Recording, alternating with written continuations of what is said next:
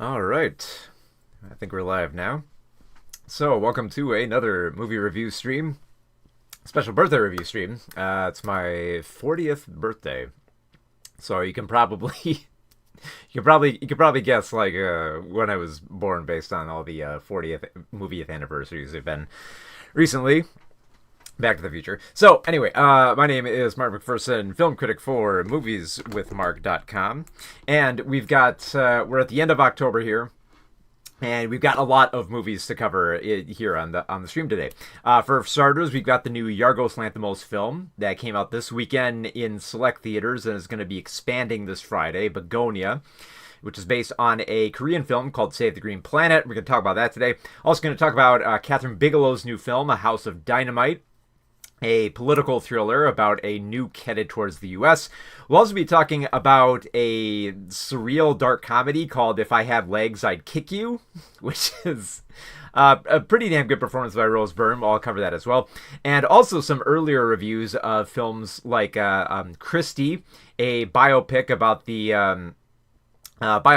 a true life boxer that's going to be coming out in November, and we'll also be talking about Stitchhead, a little animated adventure that's going to be coming out this Halloween for the kids. I believe it's actually going to debut very early this week, so there'll be an early review of that, and also. I'm going to be giving you a little bit of a report on the films I covered during the Twin Cities Film Fest, including one film that you're going to want to check out this Oscar season, because I guarantee you this one is going to be a top one for at least Best Actress. So you probably already know which one I'm talking about if you've been following the Film Fest itself. But if you haven't, I'll get you all informed so you're ready for what films are going to be coming up this award season, because from here on out, it's going to be crazy. Even today's stream, about roughly 5 or 6 reviews that we're doing today, there's going to be at least that many going forward. So if you want to stay up to date on the latest films, be sure to subscribe to this channel so that you're kept up to date. Be sure to like it so that other people know about films like Bugonia and Christie and Stitchhead, which are not in theaters as of yet. Most theaters. I think a few of them might be expanding, but more or less. Be sure to check that out, and be sure to check out the Patreon as well, where I am currently writing a book on banned movies, so you can get your hands on that. All right, so without further ado, let's get straight into probably the most anticipated film on the stream, considering that it is only just expanding this weekend. We'll start covering Bugonia. All right, let me get my notes up here. Okay. Change the formatting.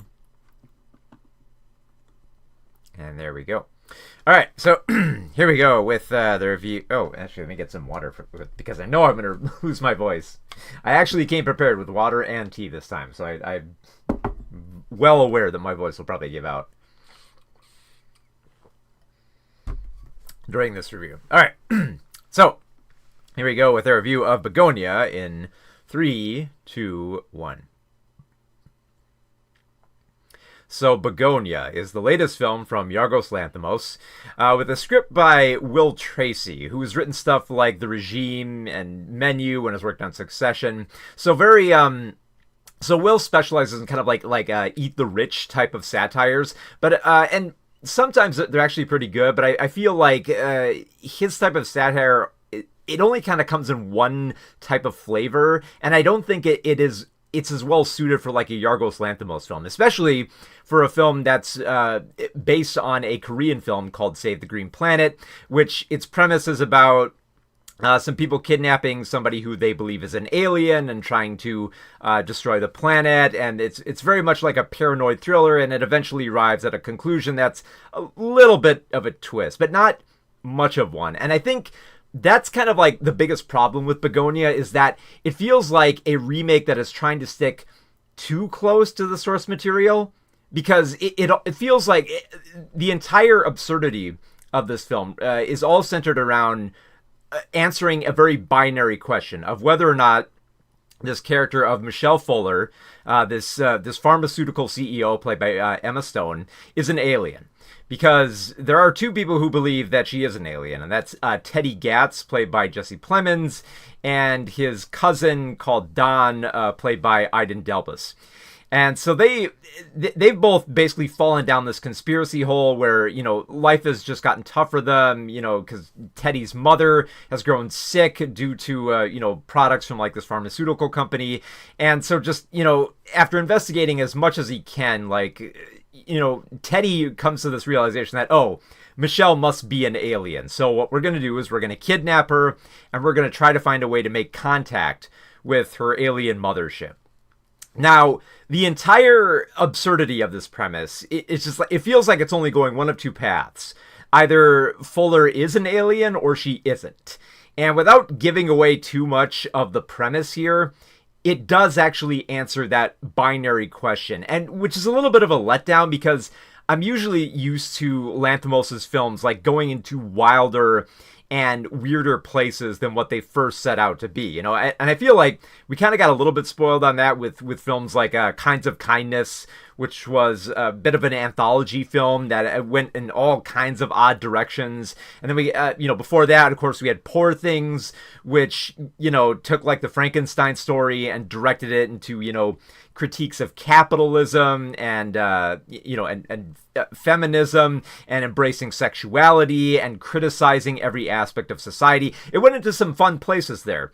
And it feels like Bugonia is kind of really only going down one rigid route. And it feels like there are other aspects to consider with how much weirder it could get. Like, there are some actually pretty nice conversations between Emma Stone and Jesse Plemons where, they're kind of trying to, meet each other on the same level. And they talk very, very, very straight face in this kind of like idiosyncratic language that, it's very much on brand for them. Given the work that they previously did in Kinds of Kindness, it's something that you would expect from a Lanthimos film. But also, I would expect like a little something more from that. And it always feels like when the conversations happen between these two characters, because Emma Stone is being held captive and Jesse Plemons is a very dangerous, outsider, and the way that they try to connect, it feels like the conversation is always leading towards something more interesting, like Michelle addressing a little bit more of Teddy's ailing mother, or trying to connect with Don, because Don's like a little bit slow-witted and just kind of goes with the flow with Teddy. It feels like there is something more to explore with these characters in several of these dialogue passages, not just like philosophically, just, in terms of like building up their characters. And it never felt like the film was building any momentum. It always felt like it was stopping any weirdness that could be explored and just getting back to the central point of, whether or not Michelle Fuller is an alien and how can they prove it. And it feels, and like Teddy keeps trying to like keep this laser focus. Like, that's part of his character. Like, he is trying to stay focused on the central topic here of whether or not this CEO is an alien and how to make contact with the other aliens. And it feels like when the film is just sticking to that route, I feel like it's going to be more serviceable. It's more serviceable for, a general audience because, it doesn't jump around all that much. It generally stays on one path of just, this alien conspiracy, and rarely does it veer off from that, which is kind of sad because there are some interesting routes that it can take here. I mean, you have Alicia Silverstone as Teddy's mother, which is kind of an interesting role because the only speaking lines she has in the film is kind of these inspiring words of a conspiracy that I felt like could have been explored a little bit more, but we don't get much of her. We also don't get too much of this local police officer called Casey, played by Stavros Halkis. I think he's a comedian actor who he has a very rocky history with Teddy, which leads into like a little bit of pedophilia, and it feels like there is something more to explore with that character. But again, it keeps cutting off because it feels like this film just it's got to stay on that road. It's got to stay firmly directed on this alien conspiracy. and not veer too much else too off to the side, and addressing all the capitalist structures that led Teddy to this point, or how Michelle's life of just optimum health kind of conflicts with Teddy's, or how Don is so easily led into this conspiracy, or how Teddy's become so accepting of it because he's embraced this sort of like nihilistic mindset.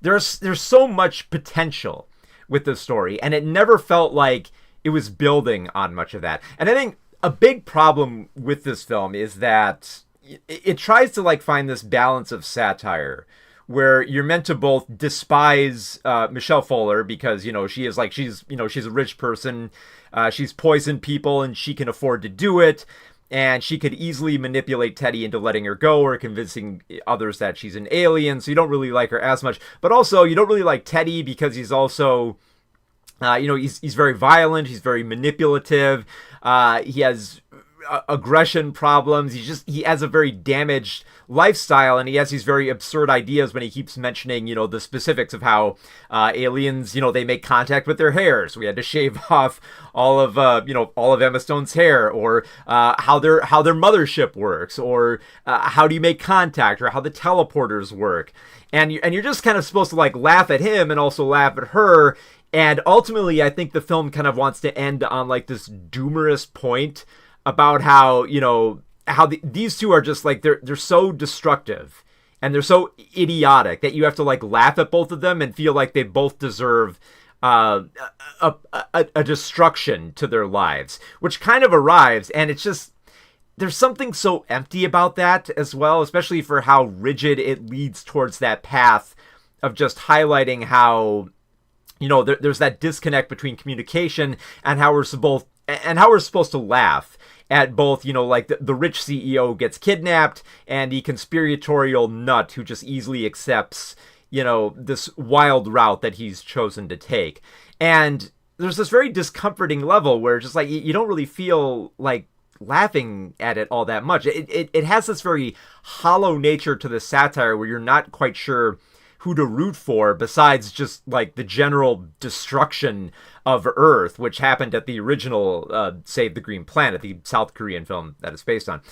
And it becomes like such like a straight adaptation that it made me, it left me hungry for like a better Lanthimos film. Like, don't get me wrong, like Plemons is great in this, Stone is great in this, but they've always been pretty good in like these Lanthimos type of films that I expected more. I expected more from Lanthimos. I expected more from the writing here. I guess maybe I shouldn't have expected much from Will Tracy. I mean, this feels like the type of Eat the Rich type of film that he would delve in.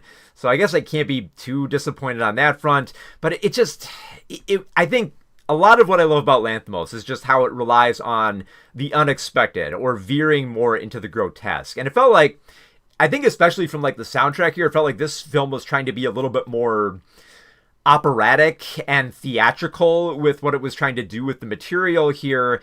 And it's going to sound weird saying this. It's going to sound weird when I say this for like general audiences here, but it felt like it wasn't weird enough. And I'm sure for some people it will be pretty weird because it does go into some odd places. It takes some violent turns, like it has an obsession with bees. The alien ideas are very weird and strange, and you're meant to laugh at it. And I did kind of chuckle a little bit here and there, but I kept waiting for it to take off. I kept waiting for it to get wilder, get weirder, go into more strange and grotesque and violent places, and just take me somewhere that the original Save the Green Planet didn't take me to.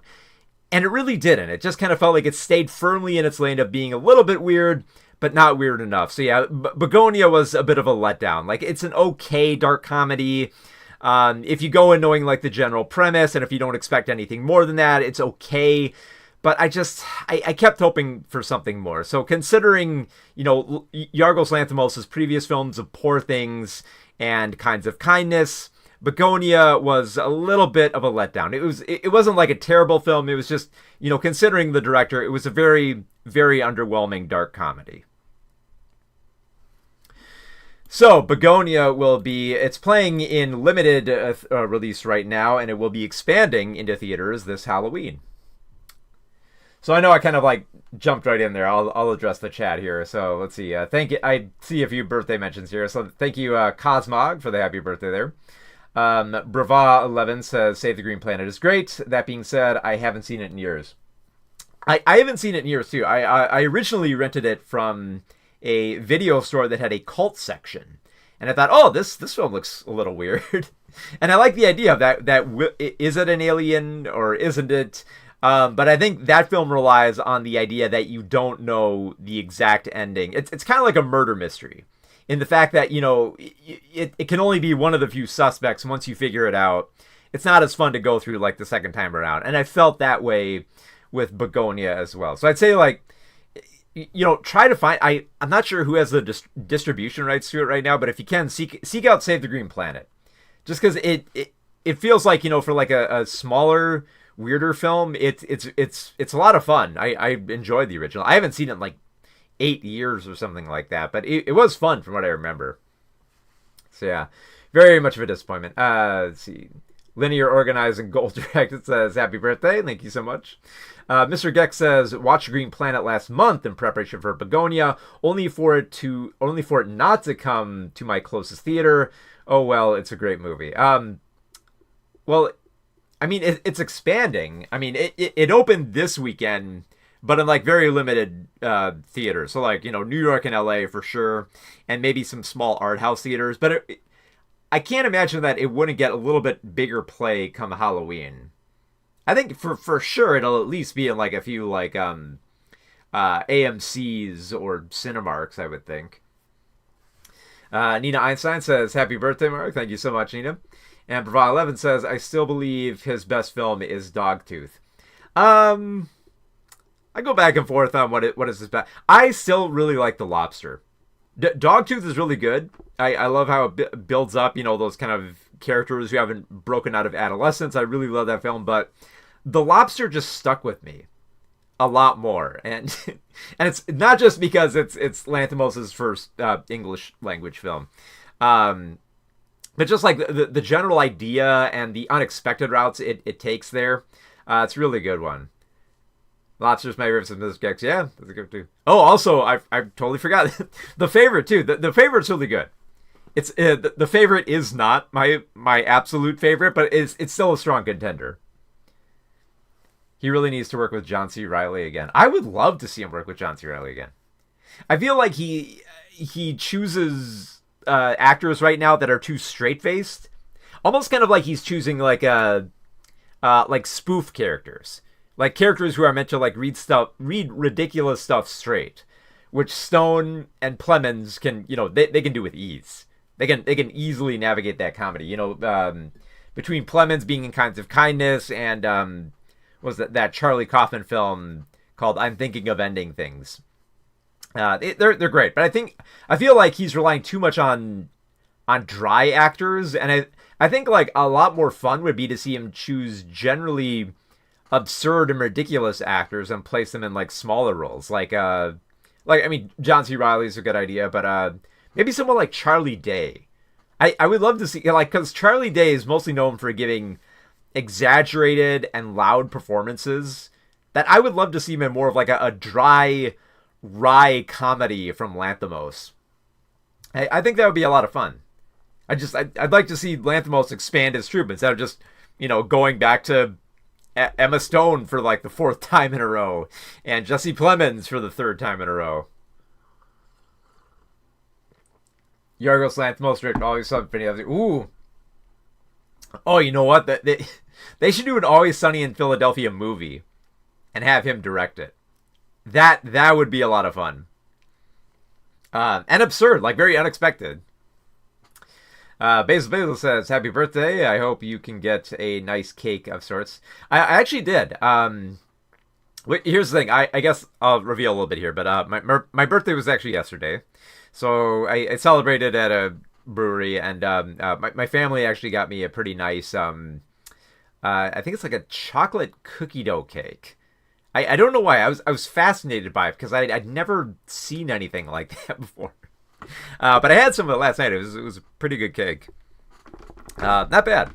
I feel like, I should Don't get me wrong. I love like chocolate and like tiramisu cake, but I figured like try something a little different. So yeah, cookie dough cake is really good. Surprisingly, I had no like I like cookie dough, but I never tasted it in cake before, so I gave it a shot, and I was pleasantly surprised. All right, I've got my tea here, so I make sure that my voice won't run out entirely. Okay, went a little bit cold, but it's hydration, so that'll be fine. Okay, so let's cover another big one. Let's cover a Kathryn Bigelow film. Because we're coming into award season, so we're going to get a lot of bigger directors. We just covered a Lanthimos film. Let's go to another top contender with Kathryn Bigelow's House of Dynamite. So here we go with House of Dynamite in 3, 2, 1. So, A House of Dynamite is the latest film from Kathryn Bigelow, who's worked on stuff like The Hurt Locker, Detroit, and Zero Dark 30. And I think Bigelow's direction is really good about, ingraining you in the moment of intensity and kind of like almost like taking on like a dare of trying to find like the humanity in that type of like a grounded scenario. And I think for A House of Dynamite, it mostly works. So the whole idea behind the film is that it's a little bit like kind of like a Rashomon type deal where you watch the same story play out 3 times, but from 3 different perspectives. And the whole story centers around a warhead that is launched towards America, and it's going to strike down in Chicago. And measures are in place to kind of intercept it and make sure that the warhead does not touch down in Chicago. And when those measures fail, everyone basically scrambles trying to figure out what to do next and, where do we go from here. And I like how like the film plays out because we see like all the same events happen 3 different times from not just from like 3 different people, but 3 like collectives of different people in this very big ensemble piece here. And I think it's very much a fascinating angle. I don't think it works as well as it could have, but I do think it has that benefit of when you're watching the film, you sort of have like an idea, because when you watch that first segment, like the first third of the film, you see like a complete story play out about how people address like a nuke that's heading straight over into America. And you kind of have like the idea of like, watching this little film play out, and you're kind of wondering, well, where can it go from here? And then you see like an entirely different group of people and how they handle it. And you kind of know where the story is going from that point, but you also kind of don't as well. So I think that's what is most fascinating about House of Dynamite, is that there's always this uncertainty that you're dealing with here, which the characters feel as well. So you feel like you're ingrained in that moment where even where certain events are going to happen and how they play out, you still don't know everything. And I think that's what makes the film so scary. But like I said, this is a film that dares you to find the humanity, and it kind of does. You have Rebecca Ferguson playing Captain Olivia Walker, who's a senior officer in the White House Situation Room, and you get to watch her, you watch her interact with her child and her husband right before she goes off to work, and there are little moments in between there where she's fearing for her son and her husband, that she tries to get in contact with them in between everything that she's doing. Like there's always this level of, and I think this goes for like all the characters in general, there's always this emotion of desperation that's coating everything, while everybody's still trying to remain collective and trying to figure out what to do next and how to save the day. And if they can't save the day, what are they going to do when everything falls apart? And I think that existential dread is what makes the film so intense, but also fascinating to see what would happen when these people that are in power just kind of find themselves like reduced. When like, they because like I love like Rebecca Ferguson's performance here as Walker, where she's kind of trying to convince herself like, don't panic, there's a warhead, it's looming towards America. Don't worry, we have procedures in place. We're going to handle this. We're going to get it out of the sky. everything is going to go back to normal, and then it doesn't. And then it's like, where do you go from there? It's like, okay, well, we got to move on to the next countermeasure, but it's like, don't you still feel something? Aren't you panicked? Aren't you fearful? And it's kind of like one of those things where like some of these characters will hide that aspect, and some of them won't. A good example of this is Jared Harris's character, the Secretary of Defense Reed Baker. You watch this guy who's trying to like reconnect with his estranged daughter, just kind of crumble. Like he's very much angry. He wants to find a resolution to this and wants to fight for it. But there comes this moment of just like very grim hopelessness that just overcomes him immediately.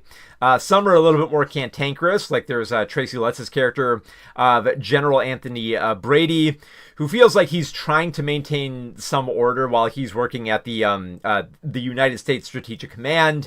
And even with like his mouth and his kind of like, trying to relate to other people working around him with baseball, there's still this kind of like dread in there where he's kind of like, look, we've got to face this head on, and it's going to be dark, but we don't have any choice. We got to go with it.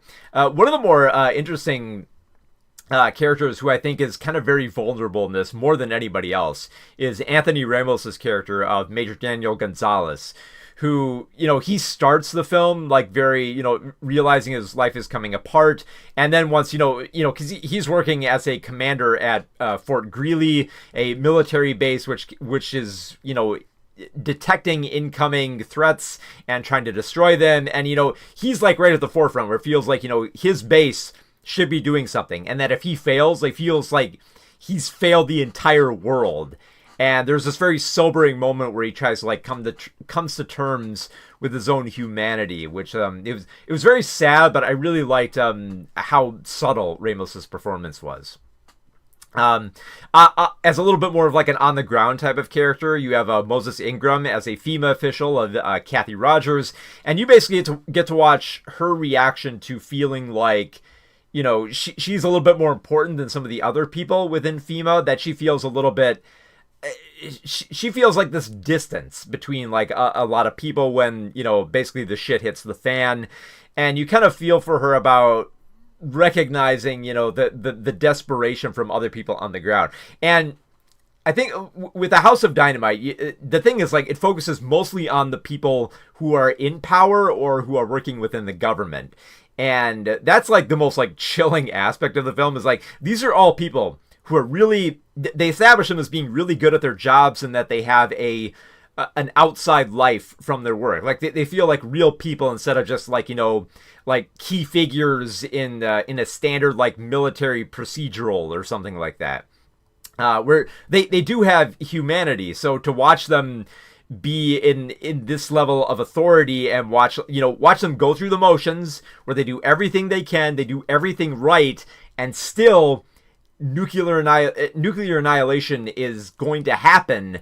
It's just like it's so terrifying because like especially because like this is assuming that an administration, everybody would be working at the top of their game here, which you look at the current administration, like no way that they're operating efficiently here. So I think that's like the scariest existential dread of this film, is that if everybody was doing all their jobs right, that there would still be that threat of nukes just, throwing us into a different war where so many people would lose their lives and like the planet would be unlivable. But because I feel like a lot of people might dismiss the film on that level alone, or just, threatening with like a nuke war. It's like, okay, well, I've seen Fail Safe, I've seen Doctor Strangelove, I've seen what was the stuff like Reds or something. I've seen all these other films where like nukes hit and everyone is scrambling to try to figure out what to do.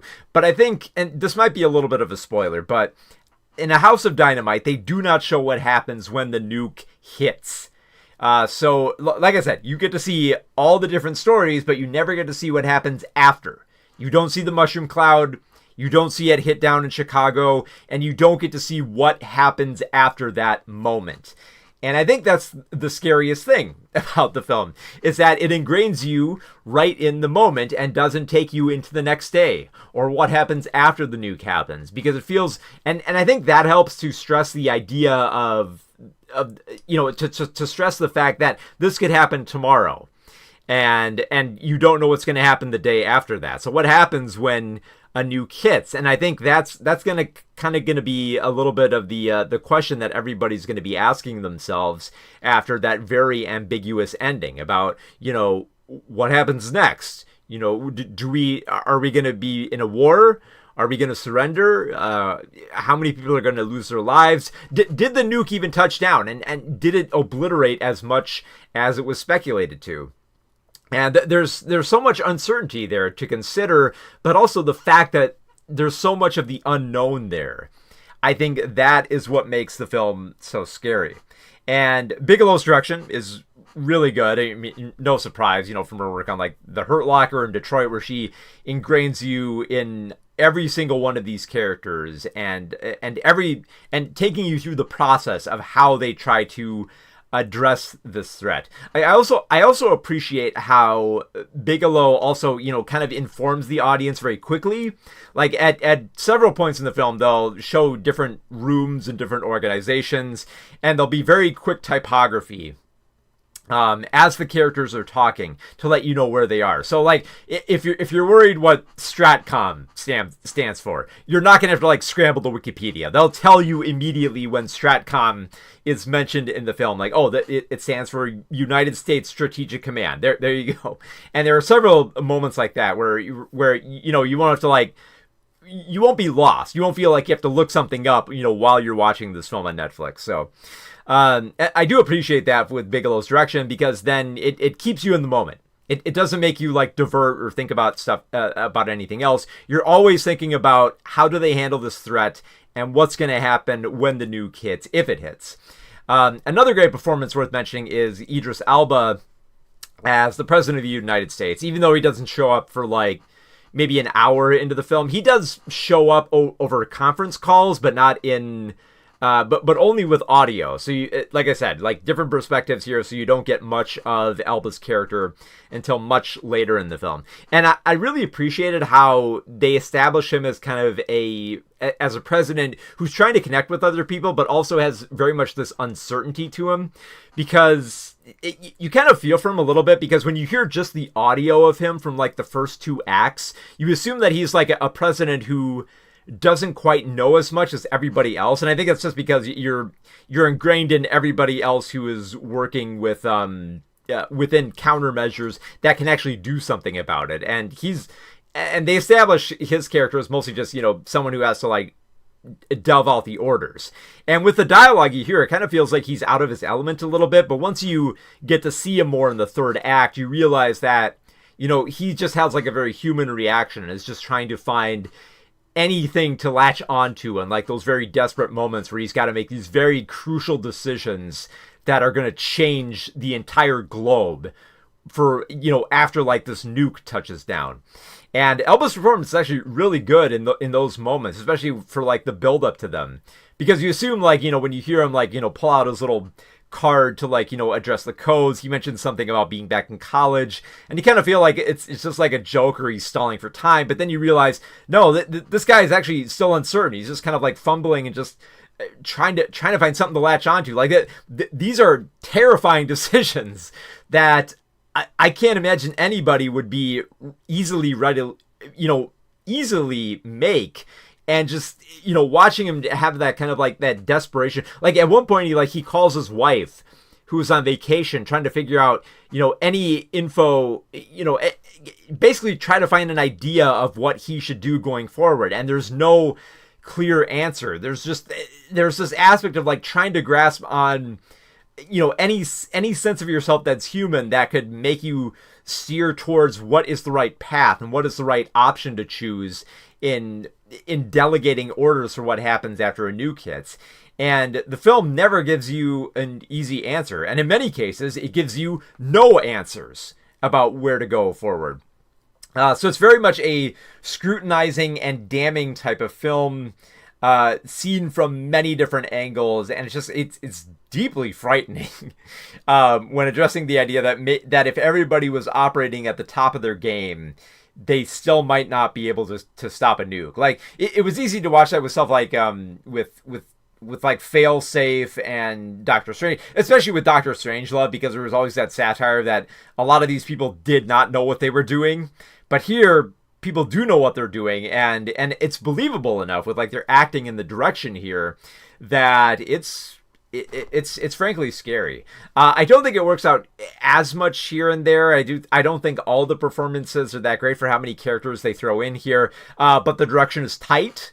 It's tense. You're always, questioning, how these characters are going to react and which order they're going to give next and how they're going to handle all the stress of the situation, because it feels like you wouldn't be able to handle that. And like I said, you do not get to see any just straight up civilians. There might be like a few who have relations to those who are within the government or work for the government or who are related to the government, but it's mostly just straight within. It's mostly just, depicting the government agencies that could handle the threat of a nuke and showing how even if they do everything right, even if they go by procedure, everything by the word, it still might not be enough. And I think that is the scariest thing that a House of Dynamite has to offer as this kind of political apocalyptic thriller. I guess it'd be more appropriate to say like a pre-apocalyptic thriller, because it's focusing just right on the moments of right before the nuke hit. So it's very much a film about asking the question, where were you when the world ended? And this is basically telling the story of everybody who was in power, who had the ability to do something about it, and they did everything they could, and it still wasn't enough. So if you like that kind of tense, grim type of story, House of Dynamite, it mostly gets the job done. It's another tense and gripping thriller from Kathryn Bigelow. So House of Dynamite is currently playing on Netflix, if y'all want to check it out. And I think it was in theaters about a week before. So if you want to check it out in theaters, it might still be playing in a few places. Okay. Let's see. Bava11 says, I wonder if the film hits harder if you are American. Oh, it does. In case anyone couldn't tell, I do live in America, so yeah, it did. It was scary. It was a very scary film.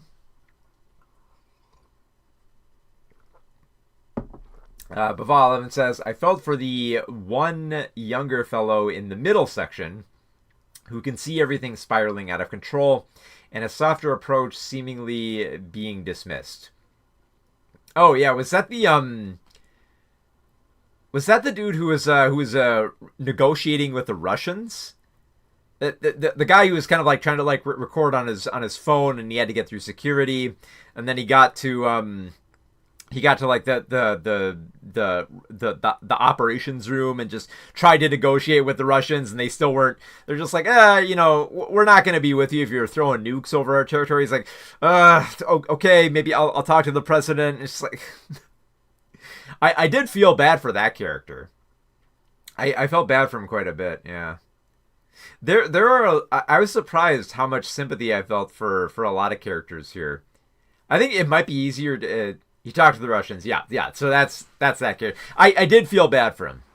I wanted to scrutinize him too, because I feel like if the film were told in reverse order, you might hate him first, and then kind of grow to like him when you see the situation. Because in the second act, you see everything that goes down with him in the Russian negotiations, that when it gets to him talking with the president's just irritated with him. Just did the Russians say they're going to stand down or not? What's the deal? Why are you being so wishy-washy? It's okay, fine. No, they didn't. The Russians are not going to work with us. And it's it's that frustration. I think that... In general, I like the multiple perspectives, because then you get to see so many different angles and how some people might be more frustrated than others. Oh, especially what happened to Jared Harris's character. Oh, man. That was so brutal. I kind of expected that from him. He was very much like this desperate type of guy who's very... He's very much like the most hopeless character. So you feel bad for what happens to him in the third act, like very much so. Oh god, it's a very very Doomer centric movie. Um, I guess I guess I should kind of point that out too. Is like because like Bugonia and House of Dynamite are they feel very much like Doomer friendly movies. But I think I liked A House of Dynamite more because it focused on trying to find the humanity in all that doom. Whereas Begonia wants you to just laugh at the doomer mentality, and that that the doomers are right, that we kind of deserve everything, the destruction and everything. Which, I'm not opposed to that type of satire, but you really got to work for it. You got to work for it. And I don't feel like Lanthimos' script kind of like built up that momentum in the satire. When he knew everything was hopeless in those final moments, damn. Yeah, I will not spoil it here, but for Jared Harris, his final moments in that film are just so bleak, so dark, and it comes very abruptly in that moment. You're just like, oh man. Because like you kind of understand why he would do what he did, but at the same time you're just like, oh man.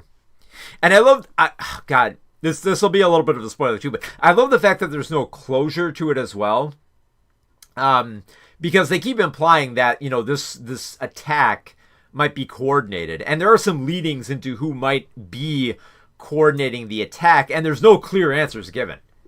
There's no central villain who's just like, oh, okay, it's that guy's fault, or it's that woman's fault. It's like, no, it's just, nobody knows what they're doing. Everyone's trying, and they still don't know what they're doing. And that's the most disheartening thing about it.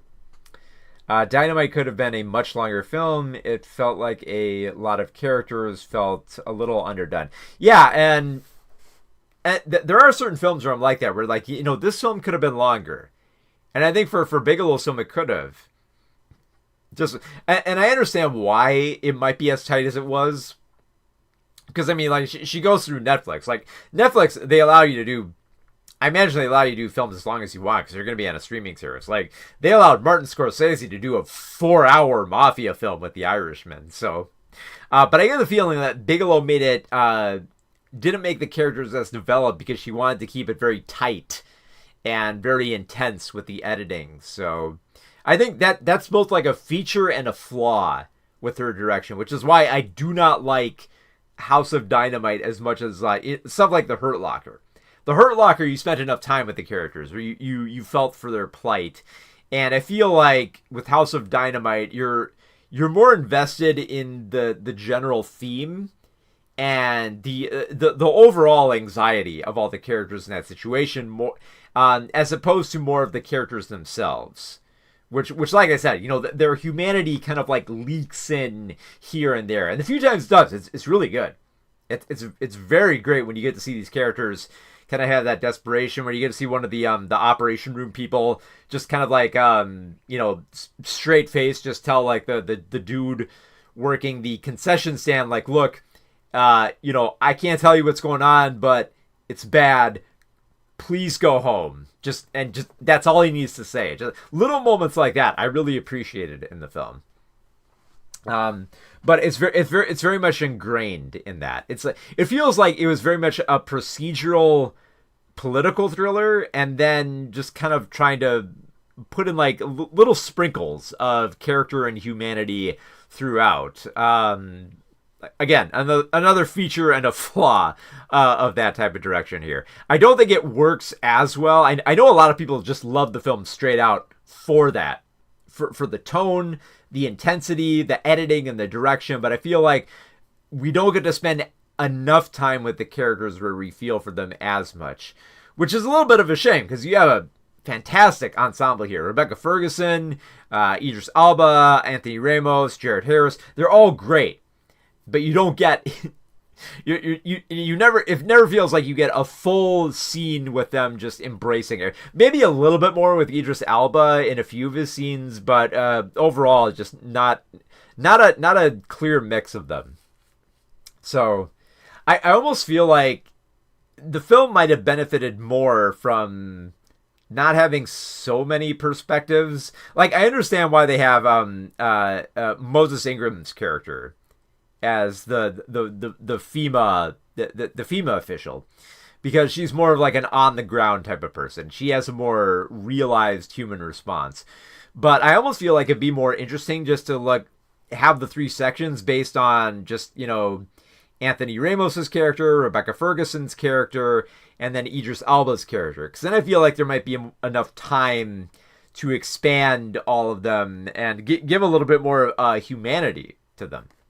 I felt a little bit more with Idris Elba's section. They give a little bit more to him just because we get to follow him to that basketball game segment. But the other characters, not so much. I will say probably, which is weird to say because like Elba himself doesn't appear on screen about an hour into the film, but it feels like we get the most character from him more than anybody, which is kind of a damning indictment of the film, where it's like the main character that you care the most about, or that you see the most and that you kind of see the most dimension to, doesn't show up about an hour into the film. So no, wait, actually more than an hour, because the film runs about like a little bit over 2 hours. So and I think the third act is only about 45 minutes. So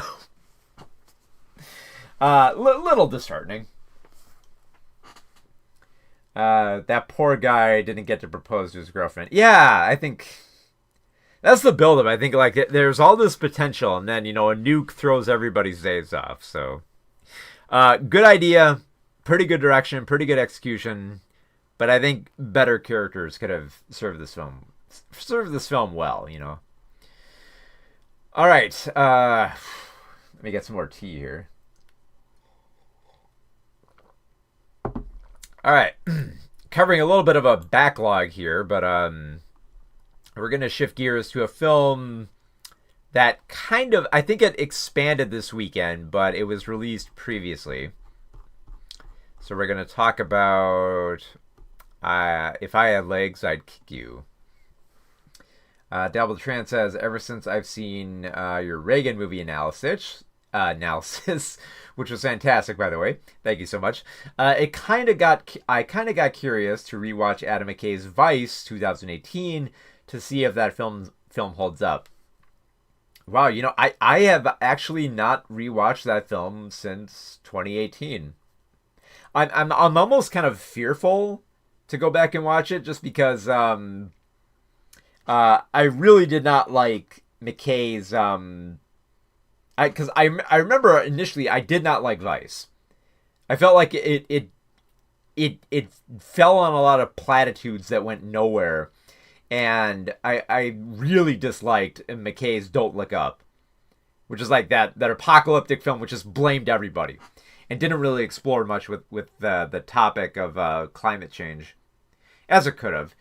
And yeah, I almost actually I'm more terrified to go back and rewatch The Big Short, because I really loved The Big Short back in the day, but I get the feeling if I go back and watch it now, just with like all the mindset that I know about McKay, I'm probably gonna dislike it, because I loved The Big Short when it came out. So I'm more fearful to go back and watch that. All right.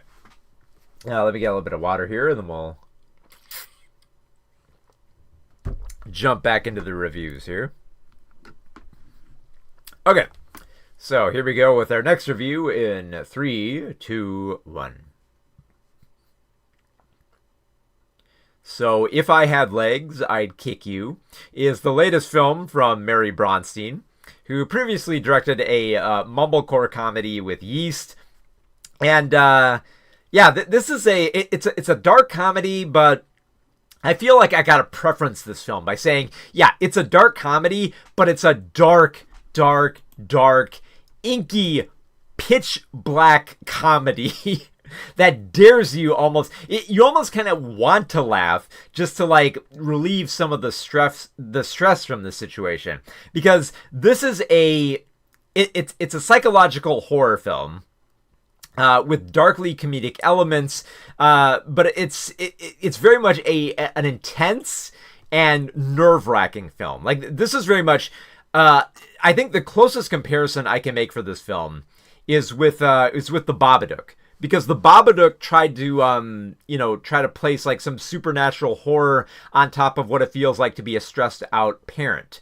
And If I Had Legs, I'd Kick You is very much a parenthood psychological horror, but the Babadook kind of looks like a much softer film by comparison. This is the way that I've tried to explain this film is that this is parenthood horror set on nightmare mode. Like, if you've been a parent, this film is going to get under your skin. It is going to just kind of get under your nerves and just shake you to your core.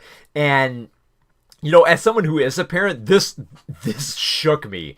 This film was terrifying, that I almost kind of like relished the moments of absurd comedy that they insert here.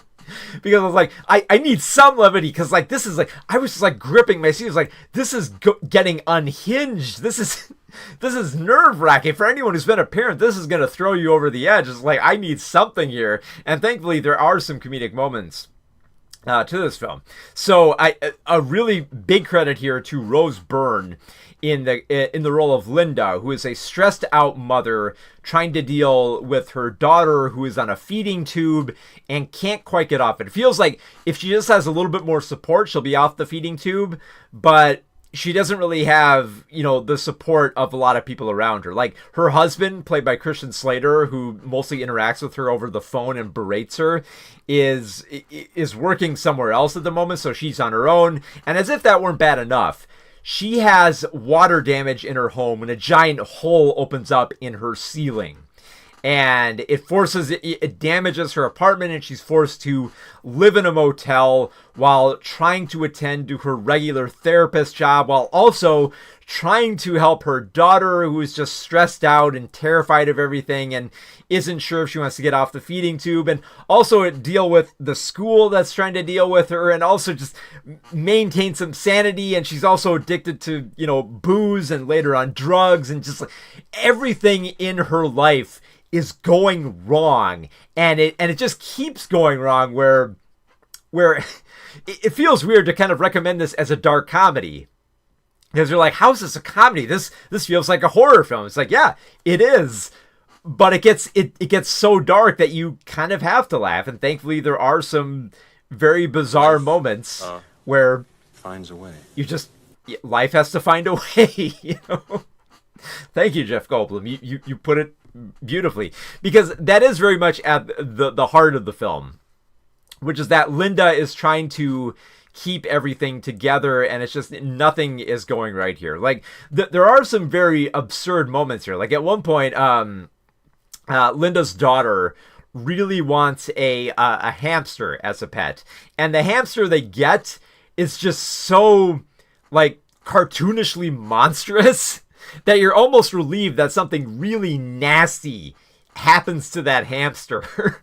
It's like, it's disturbing and it's brutal, and you almost like don't want it to happen, but also you're kind of on the side. It's like, man, just wow, that's grim and that's dark, but it's also kind of absurd. And it's like, you know, maybe I should laugh at this, because there are moments in this film where you want to laugh, because like the biggest comparison to it besides the Babadook would be something like Bad Santa, where you're kind of just watching it out of fascination to see which like it's a train wreck, and you're watching it to see which cars don't fly off the rails in all of this, and it's kind of surprising to see which ones don't. Because there is a little bit of a tease in this type of film. There always feels like there's this level of, you know, something like a Babadook, where Linda keeps experiencing these strange lights when she goes back to her apartment and tries to investigate, where it feels like there might be something bigger that she can like escape towards, or almost kind of like blame for the problems in her life. And it never comes. And you kind of like wish there were, like you wish there were some like, you know, supernatural force or aliens or something else to blame, and there isn't.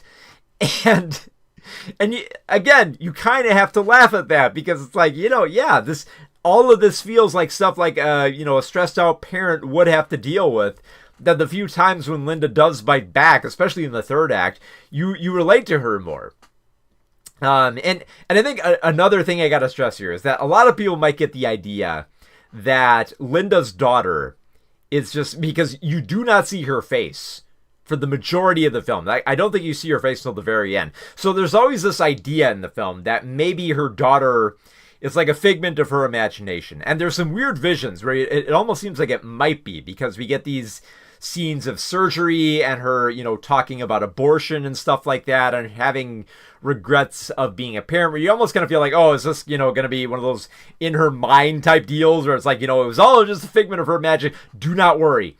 The film does not go that route. It does not place it on some easy platitude. It's like, oh, it was all in her head. It's like, I hate that shit.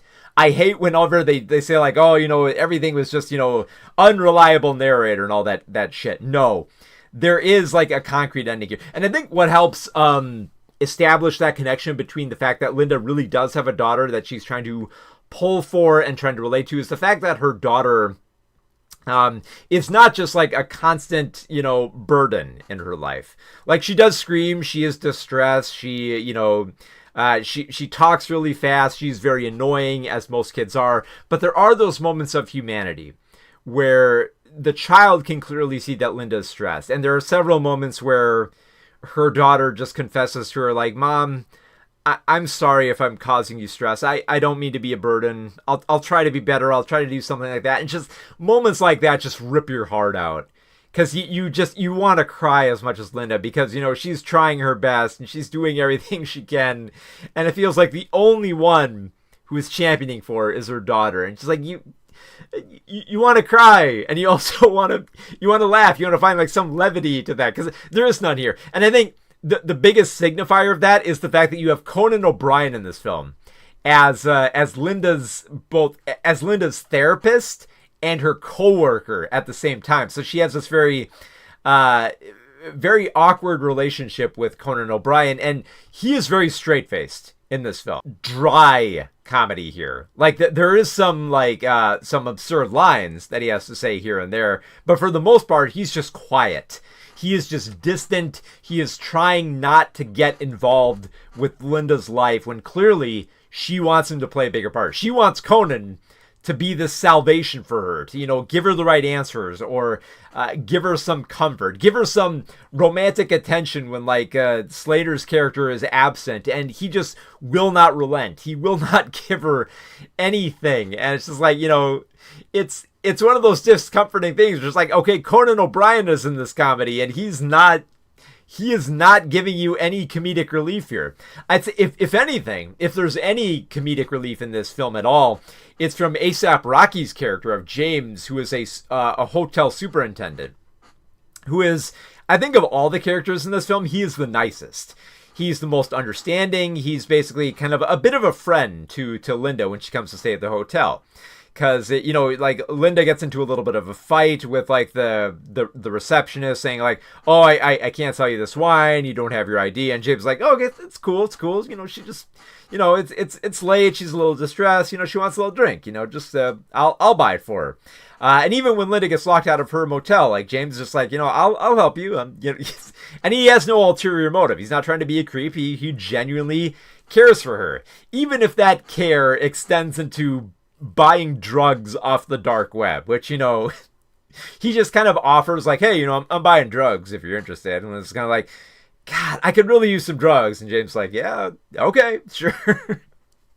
You almost kind of feel bad for James, because a little bit of a bad thing happens to James in this film where you kind of feel for him, where it's just like he kind of just more or less gets caught up in the storm of everything that happens in Linda's life, where you kind of feel bad for him. But also, you kind of got to realize nothing is kind of going to work out for Linda in this film, where it's like James, you kind of should have known, but you kind of should have, like, kept a little bit of a distance from this woman, because she's not going to always be there to help you.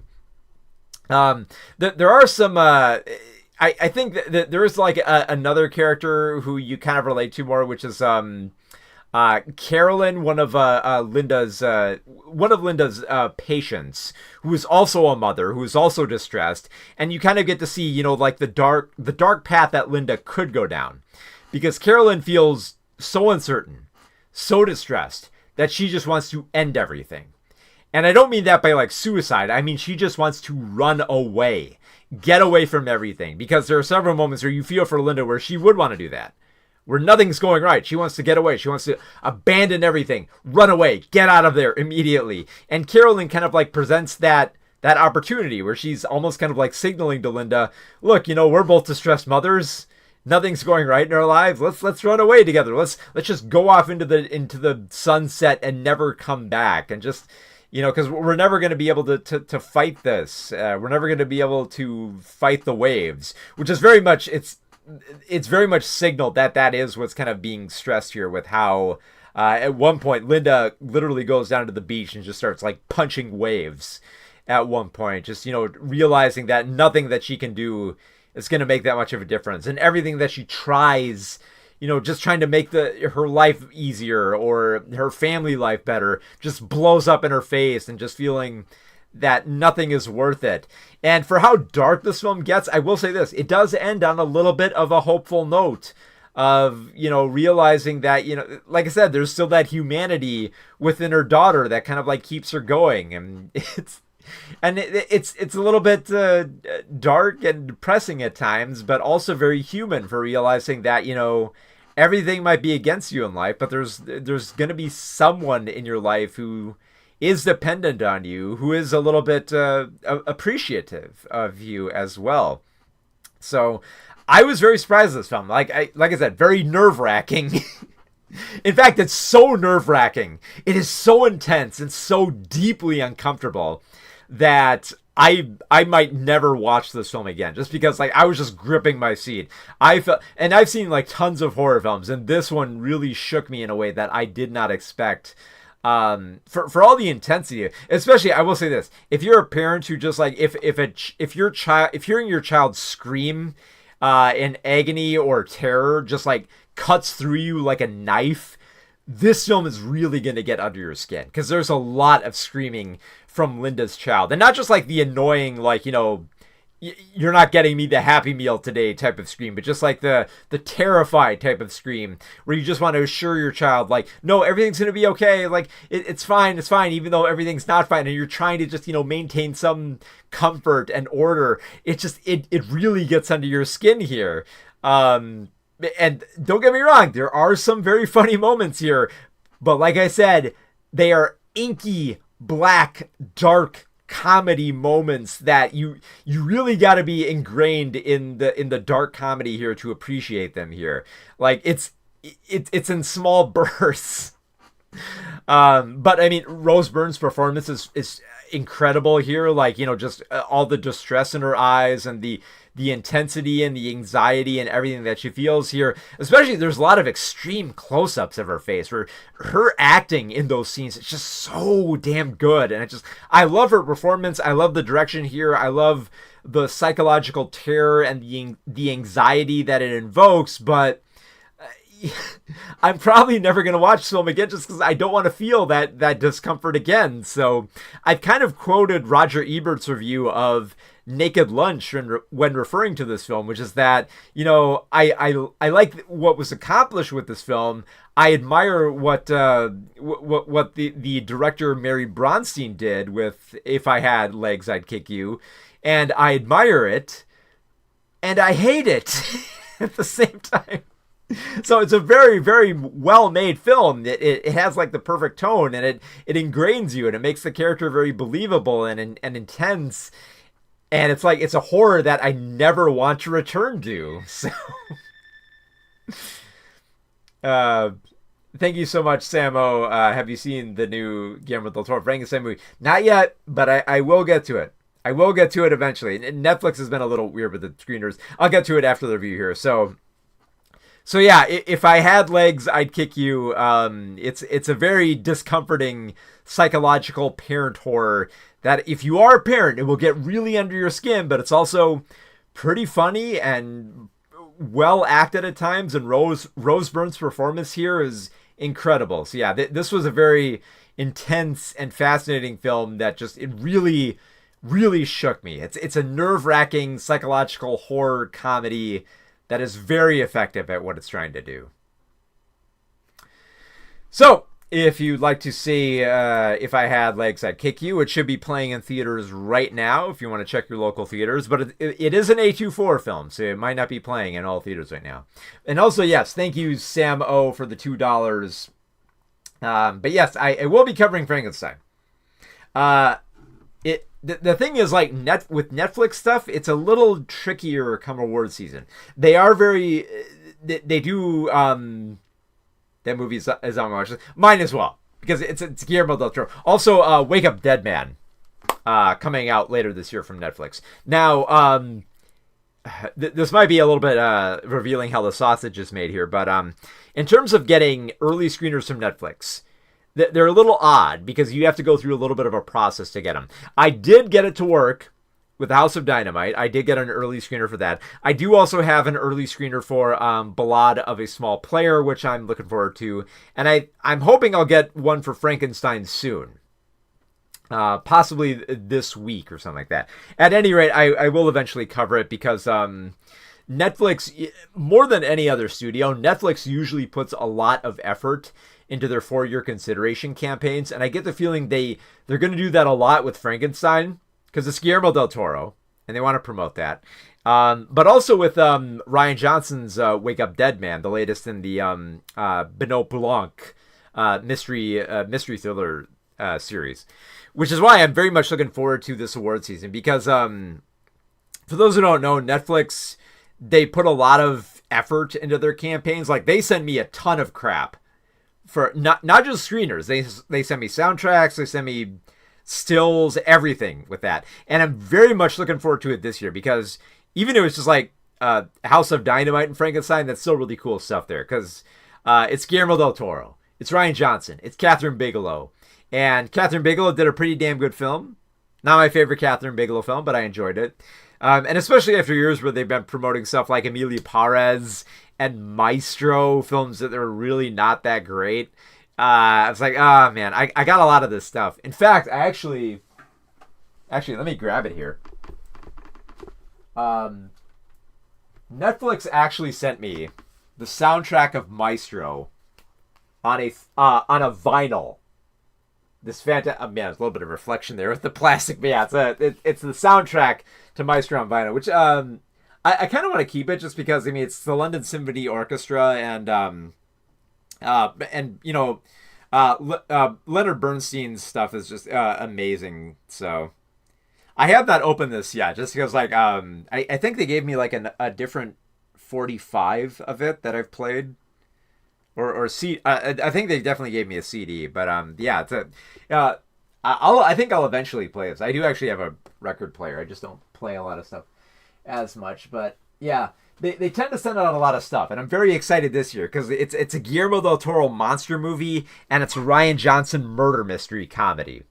So I'm excited to see what they throw at me this year. So it's going to be an exciting award season. I think because for sure we're going to have Guillermo del Toro and Rian Johnson. I think are definitely going to get nominated for something. Let's read a few others here.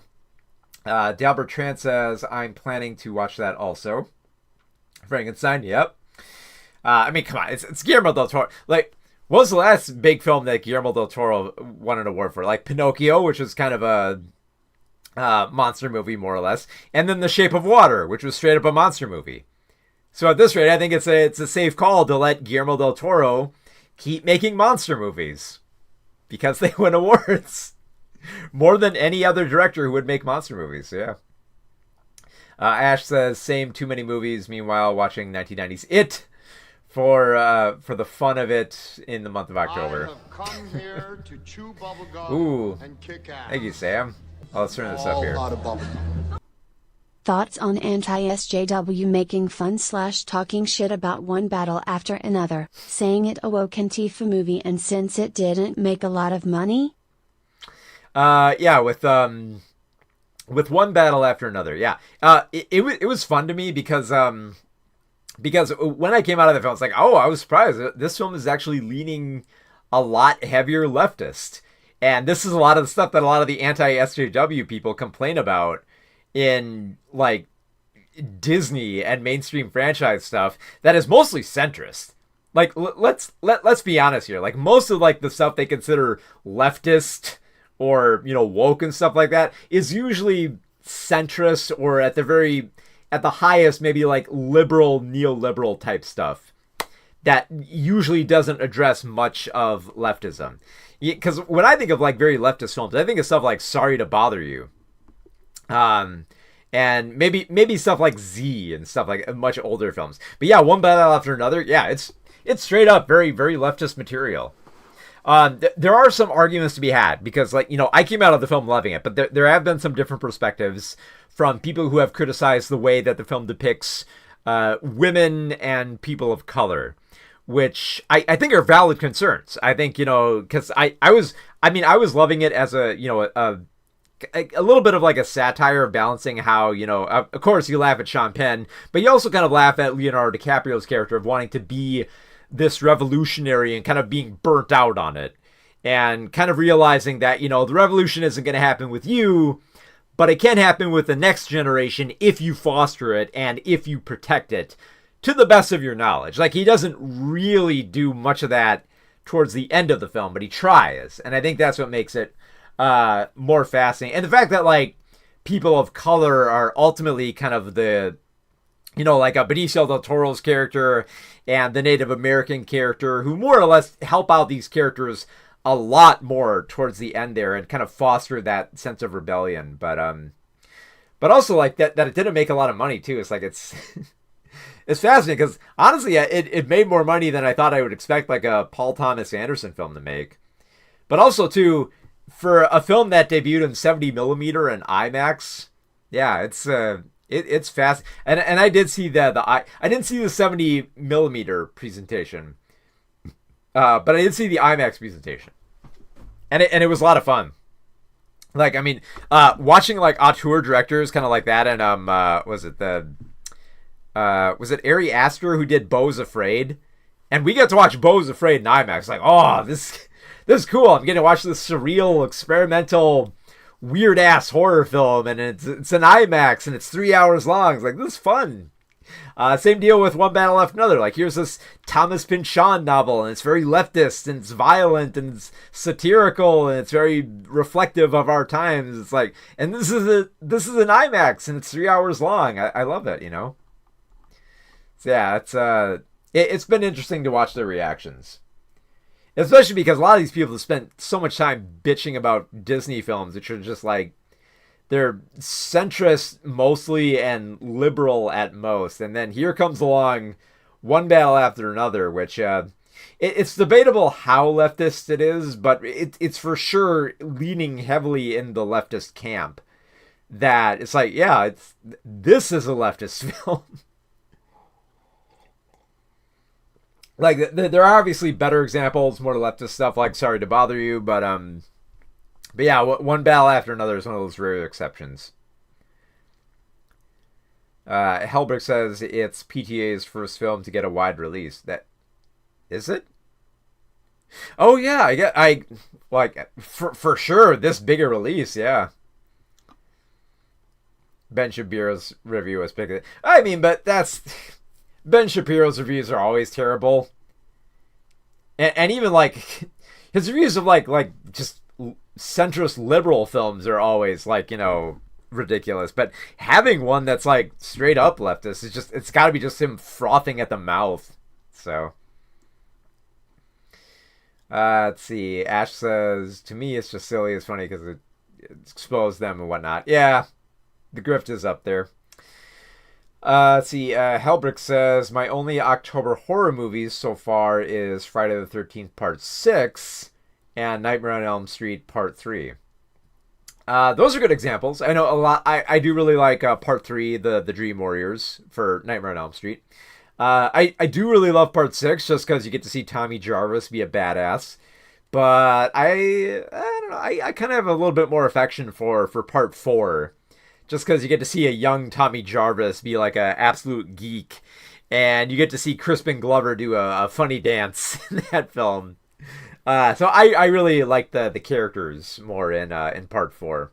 But Part 6 is pretty fun too. Ash says, hell, I've seen it a second time. This referring to One Battle After Another.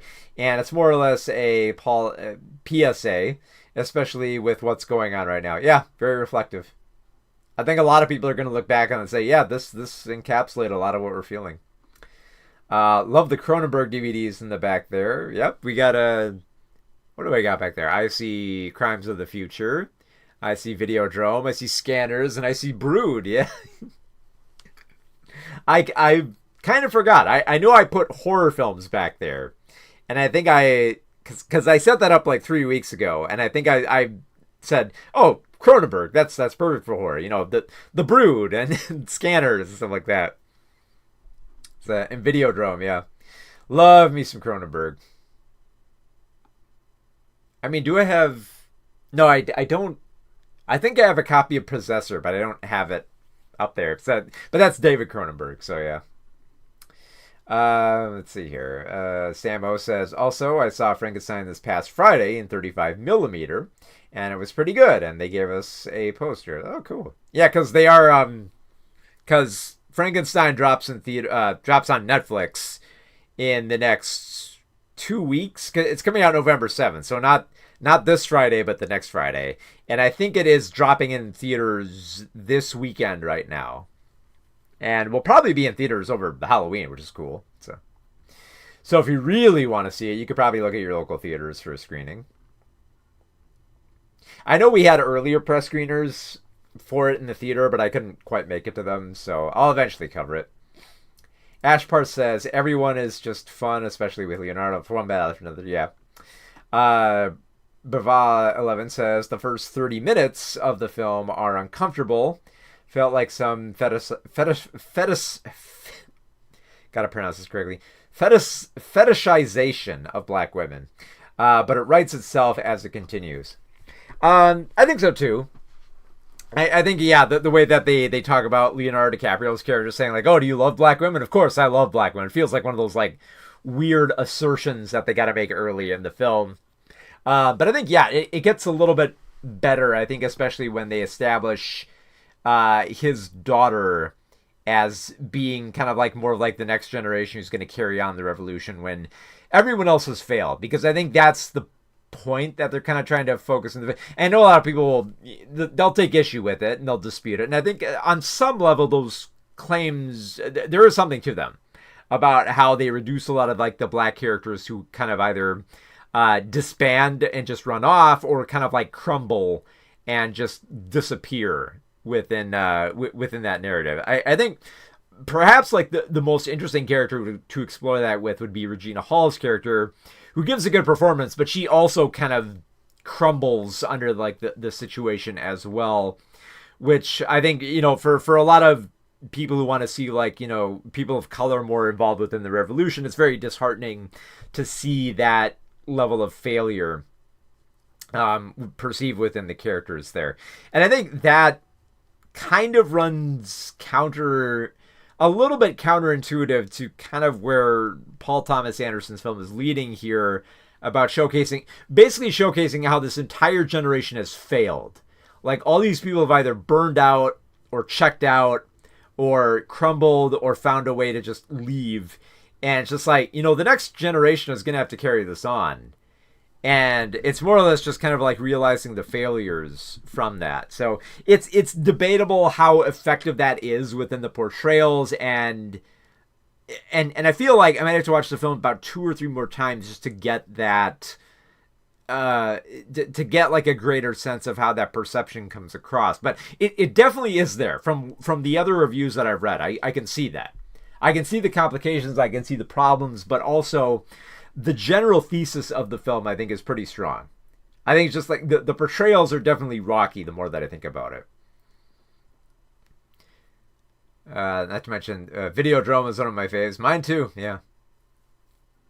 It's very weird how it treats like VHS tapes as sexual and all that. Not to mention Sinners as well. Oh, Sinners, great. Sinners is probably going to come up a lot more come awards time, I think. See, Bhavat says Netflix just dropped an Indonesian zombie film, The Elixir, which I didn't mind. Oh, let's check that out. Netflix is always dropping something. I'm surprised they didn't get it mentioned in God, I do not have a copy here, but Netflix always sends me a quarterly magazine of all the stuff that they're usually all the stuff that they're releasing. And they have like little interviews and color photos and stuff like that. I did not see the Elixir mentioned in the last, but I do think they might have another quarterly magazine coming out soon. I might have to read up on that. Which is weird because they usually cover a lot of ground. There's usually like a lot of TV shows and movies that cover in that. Samuel says Chris Gore keeps complaining and made multiple videos saying one battle after another is bad, even attack his audience. I mean that's Chris Gore. Do we expect anything less? It's the third movie that's like a wake up call on what's going on. First time being Superman, and the second being The Long Walk. Oh yeah, for a narrative written in the 70s. Yeah, it holds up really well. Let's see. Saria 909 says watching Idiocracy right now. Oh, that's gotta be a little disorienting. I know a lot of people keep referencing it, but I think like it's gonna be interesting to see how that film. There are aspects of that film I feel have aged poorly, and not just like the ableist and homophobic language, but just the general thesis.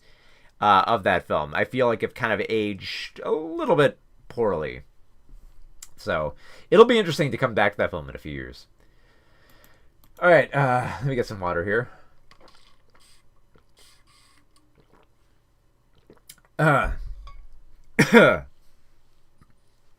Actually, let me get I think we got like some Tic Tacs to suck on for my throat. Because I know my voice will give out. Literally said Carl's Jr. would take your kids. That's, yeah, that's somewhat poignant.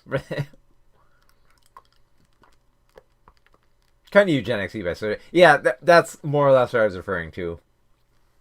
Like, when you really think about the premise about how the dumb people bred, it's straight up eugenics. When you think about it for even just a little bit, you think about that premise, and it's eugenics. All right. Now, let's get another early review here. Because we're going to get a lot more awards films coming up here. In fact, there are a few other films that are under embargo that I can't quite talk about yet. But I'm pretty sure I can talk about this one. Let me get a little bit of tea here.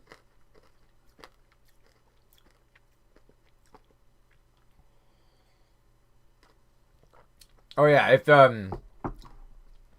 you don't remember that point of Idiocracy, there is that section where Carl's Jr. Kind of gasses some woman because she assaults the drive-thru, I think. And the announcer says that, you know, you're an unfit mother and we're going to take your children, stuff like that. Yeah, I feel like that line would hit a lot differently now. Okay, now we're going to cover a Sydney Sweeney boxing film here, which is coming out not this weekend, not the next weekend, but on November 7th, I believe it's going to be expanding here. All right, so here we go with Christy in 3, 2, 1. So Christy is a true story boxing film about the life of Christy Martin, who went from being a boxing champ in the 90s and the 2000s and was almost murdered by her husband of James. Now, there's a lot to explore with this character of Christy, especially for her being like a closeted lesbian, for her being in an abusive relationship, which is why it was a little bit disheartening that this film ended up just kind of being a by-the-numbers sports biopic, when it really shouldn't have been. Because there's a lot of potential here, especially with how the film starts off, with Sydney Sweeney in the role of Christy Martin. She has like a lot of appeal to her as, you know, a woman from West Virginia who wants to just, you know, kind of do fighting for the rest of her life and try to make money off of it, and is a little bit in the closet, and her family hates the fact that she might be a lesbian. So she gets looked down upon by her mother, Joyce, played in the film by Merritt Weaver, who's very much like a, you know, very much a conservative who doesn't want her daughter to be gay and thinks it's just like a phase. So when she realizes that her daughter might actually have a future in boxing, she decides like, oh, you know, you should pursue this because, I mean, it would keep her away from the girls and stuff like that. And so she goes off to train with James, played by Ben Foster, who ends up being her coach. And James is just, he's an asshole. You know, like, even upon the first meeting James, like, Christy's like, I don't know if I can work with this guy. He seems like a jerk. I don't know if this, you know, work balance is going to work between us. But her mother is just like, just give him a chance. You know, he could help you, you know, do great things. And she does. And sure enough, Christy ends up being a big boxing champ. But as she keeps going along, James becomes like more abusive. He starts criticizing what Christy eats, you know, how she fights. He goes really hard on her a lot of times. And at one point, he just forces her into a relationship and says, hey, I've seen you hanging out with women. People are going to think you're a lesbian. Why don't we put those rumors to bed and you just marry me? You know, and it'll be great. And it's one of those things that Christy kind of reluctantly decides to do. And you feel like that type of scene where like James proposes, there should be a different tone here. But it's played up a little bit almost like too casually and romantically that it shouldn't. And I think this is the biggest problem of making like a by the numbers sports biopic, is that once we get into the boxing ring, it feels very standard. We get a lot of quick cuts. We get a lot of the focus on just, you know, landing the punches, and there's not a lot of big stylistic choices there. It's mostly just like a standard framing of boxing matches there. There's also the standard training montage where we get very uplifting and exciting music when she, you know, Christy's training, and then she's in the ring and she's winning fights, and it's just like, oh, everything's going so right for her, even though she's still a closeted lesbian who's in an abusive relationship with James that just keeps getting more abusive as the film goes along. And this film has a big problem that a lot of sports biopics have, which is that you appreciate the performances more than the direction. Because Ben Foster, I think, is really great as a very scummy and slimy type of coach with like his thinning hairline and just, you know, his very insulting tone and dialogue, and the way that he always looks down on Christy. And Sydney Sweeney's role is actually one of the highlights of this film. Like, she throws punches well. She's really good at, you know, taking hits in the film, both from James and from her opponents in the ring, but also just having that desperation. Like, at one point, she confesses to her mother that, you know, James is kind of being a little bit aggressive and violent, and her mother just doesn't believe her and thinks she's on drugs. And she's just like, she's crying and just like trying to like compose herself, and realizes that she's trapped. And even though like the moments when like she gets stabbed by James with the attempted murder scene, there's some great performances there, but you feel like the direction is not meeting up to the standards of the actors here, because they're like Foster and Sweeney, they're doing a great job in this film, but they're just kind of going through the motions. It just kind of feels like they abruptly arrive at this point in their relationship, and there isn't a lot of time spent to explore that concerning aspect of closeted homosexuality and the brewing jealousy within James that causes him to lash out violently and be an abusive husband. It just kind of feels like it's touching on all the little aspects there, almost like it was like a true crime podcast where it's just coldly stating the facts and not really kind of building up the characters or building up the momentum to get to that point where Christy was nearly murdered just, you know, from this guy who forced her into a relationship to deny who she really was. It feels like there should be more there instead of just, you know, an abrupt explosion of violence and then kind of like a almost bordering on melodramatic, confession, from Christy to her mother that, I'm tired of not being who you thought I was. And, you led me down this dark path. And it leads to a lot of these, typical monologues, which shouldn't be typical. This should be a very dark and enlightening type of film for how having a sports career and maintaining an image with both like your sexuality and how you appear to your family should kind of be disheartening and psychologically damning. And it never feels like it builds to that moment. It always feels like this film is getting lost in the theatrics of like a typical boxing biopic that it never builds up to those better dramatic moments here.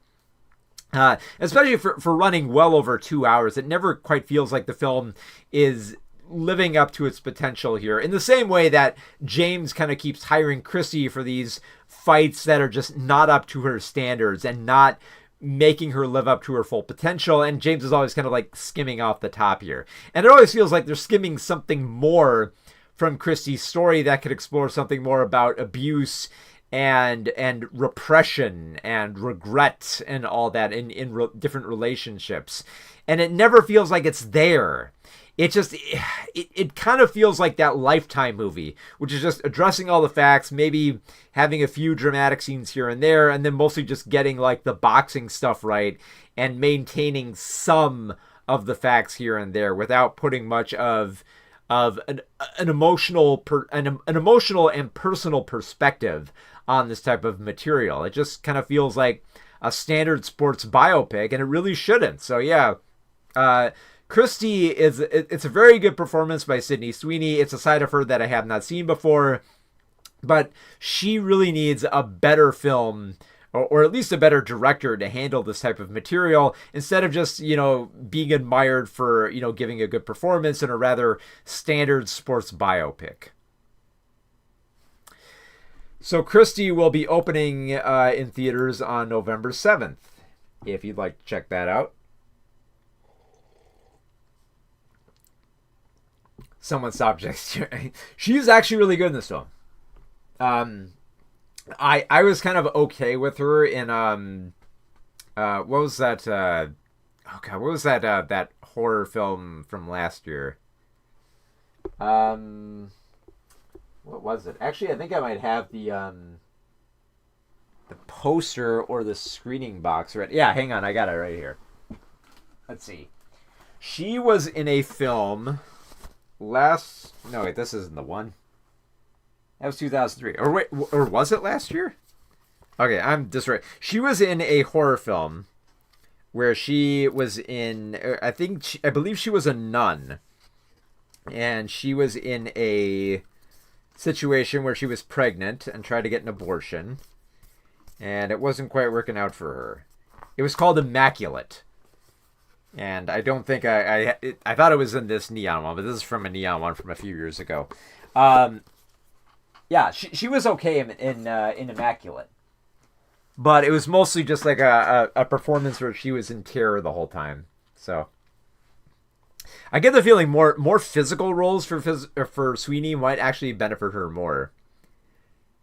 So she's not too terrible in the film, but it's not that great. Yeah, Immaculate, that's the one. Let's see. Bava 11 says, I know the Christy Martin story well. I am old enough to remember her career push and have seen the documentary on her life post-career. Yeah, and because it's not that too far off. Like, she started boxing in the 90s and continued into the 2000s. So it's not too far off, It's kind of like Smashing Machine. To the same degree. Although I love Smashing Machine a lot more because it explores a lot more of the characters instead of just, here's Dwayne Johnson, replicating the same, replicating wrestling in the ring. It's like, yeah, we know he can do that. But, can we focus on something more than the character? And I get the feeling that you're mostly focusing on the fact that, yeah, Sydney Sweeney can do physical athlete acting. And she does, but it's a very standard sports biopic. It's definitely not as good as something like the Smashing Machine or even from last year, we had a great boxing film called the Fire Inside. I thought that was a great film because it actually highlighted how post Olympics a boxer's career can still just damn their life back to to squalor. So I really appreciated that film, and just Christie just felt like a standard. It felt more like a Lifetime movie, honestly. Smashing Machine was one I didn't watch because I know the documentary too. I'm a big combat sports fan. I actually appreciated how they didn't focus so much on Dwayne Johnson in the ring and focused more on the character himself and his concerning issues of how he tried to avoid conflict outside the ring and get sober as well. Okay. Let's see. What else do we have here? Oh, we have one more film. We have one film coming out this Wednesday, I believe, which we'll cover here. Let me just get my notes up here. And we will cover Stitched. An animated horror comedy for kids. Not too much to say on this one, but I'll cover it briefly. Okay. Here we go with Stitched in 3, 2, 1. So Stitched is an animated monster movie for kids, directed by Steve Hudson and based on the books for children. And I gotta say, like, on one level, I really want to love this film as another animated Halloween film for kids, because it feels like it's been quite a long time since we've gotten an animated Halloween type set monster film for kids. So I'd love to just appreciate Stitched on that level. But at the same time, then of course you got the big competitions. Like, how does this compare to stuff like Paranorman, which was recently in theaters, or The Nightmare Before Christmas? How does Stitched stack up to that? Well, it's not on that same level, I think, of embracing kind of like the weird macabre with the kind of like kid-oriented humor.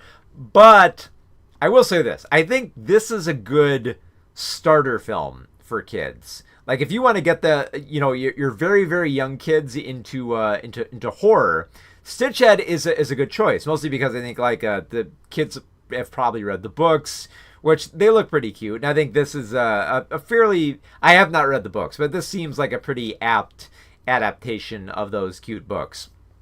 Because the film centers around a castle that's helmed by a mad scientist who has created many different creatures, and one of his first was Stitched, played by Asa Butterfield, who is kind of like a patchwork type monster. Like, he's got lots of stitches on his body, and he can like detach like his arm and different body parts and stuff like that.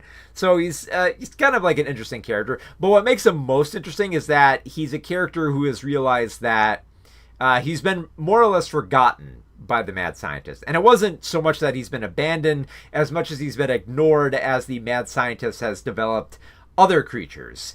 In particular, he's developed his latest creature, which is just, to the best of my knowledge, just called Creature, who's voiced by Joel Fry, who, through him we get to see how the process goes about, which is like Stitched is very much used to new monsters coming into the fold. So he has an orientation process where they might be scared, so they run through a few walls, and then he puts them through the process of being groomed through this washing machine, and then he sits them down and shows them this monster orientation video, which is that they can't leave the castle because the villagers outside will want to kill them, so everybody's got to stay inside. And then he meets like a bunch of different monsters, and so Stitched feels very, very lonely within his castle setting. But then he is approached by a freak show manager who is intrigued because it's like, his freak show is not doing that well. It's not drawing in the villagers. So it's like, hey, what if I got this creepy Stitched guy? He could play up to the audience, and Stitched kind of likes this. He likes the idea that he doesn't have to do much and he can frighten people and they'll pay money just to see him and give him attention. So now you might be able to piece together from this film that this is a story more or less about acceptance and bigotry, especially for the fact that it does go the Frankenstein route where the villagers kind of try to rebel against the monsters in the castle. But thankfully, they do kind of reach kind of like a happy resolve, which I kind of expected for this type of animated film. But it does have some fun monster designs here and there. Like Stitchhead is pretty adorable. I liked him as a character. It was fun to relate to him. I especially love the relationship he had with the little girl Arabella, voiced by Tia Bannon, who's kind of like the only villager who's not frightened by Stitchhead. So they have a little bit of they have a cute chemistry between each other. There's not as much of it, and I feel like the film kind of falls back on a little bit too much of the slapstick that could come from the scenario. But in general, I think, especially for how it introduces the concept of monsters, I think it's very much in a very digestible way, but in a way that doesn't kind of bore like the children who are experiencing their first monster movie or the adults who have, become accustomed to monster movies. I feel like there's a good balance there for a film that'll be, decent enough for parents and fun enough for like kids as like their very first monster movie. So it feels like a very low bar that's trying to cross here, and it might be going a little bit easy on it. Like there are definitely moments in the film that I didn't appreciate as much. Like there are musical numbers, and while they're nice, the lyrics aren't as memorable, and there's a lot of slapstick in the film, and I think there's a bit of juxtaposition with the slow motion with the kind of like freak show ringleader and how they play like juxtaposed music in front of him that I don't think works as like it's kind of okay the first time it happens, but it's not as funny the more that it keeps going. So it's a fine film for families, I'd say, to see on Halloween. Like it's definitely not up there with like with Paranorman or Nightmare Before Christmas, or even something like Frankenweenie. And I think it's mostly because it doesn't feel as terrifying. It feels like it's just trying to kind of be a little bit more cute with the typical monster tropes from horror films. But you know what? I think that might actually be good for much younger kids who feel like they might, for some parents who might feel like their kids might not be ready for A Nightmare on Elm Street. I think Stitchhead is actually a very good alternative. I think it's very cute. It's got some compelling monster designs, and its overall thematic message that usually is thrown into different monster films, which is about acceptance and the problems of othering. It mostly comes through in the film well enough that I think it'll, most parents will be pleased with the moral messaging, and I think a lot of kids will be able to relate to it if they for their parents who feel like they might be too young for Frankenstein or Frankenweenie or stuff like that. So yeah, Stitchhead is a pretty good alternative for families seeking some Halloween entertainment, and they have very young kids who they want to get used to horror. So yeah, for the very young kids in your family, Stitchhead is a sufficient animated comedy. So Stitchhead will be playing in theaters. I think it's not directly on Halloween.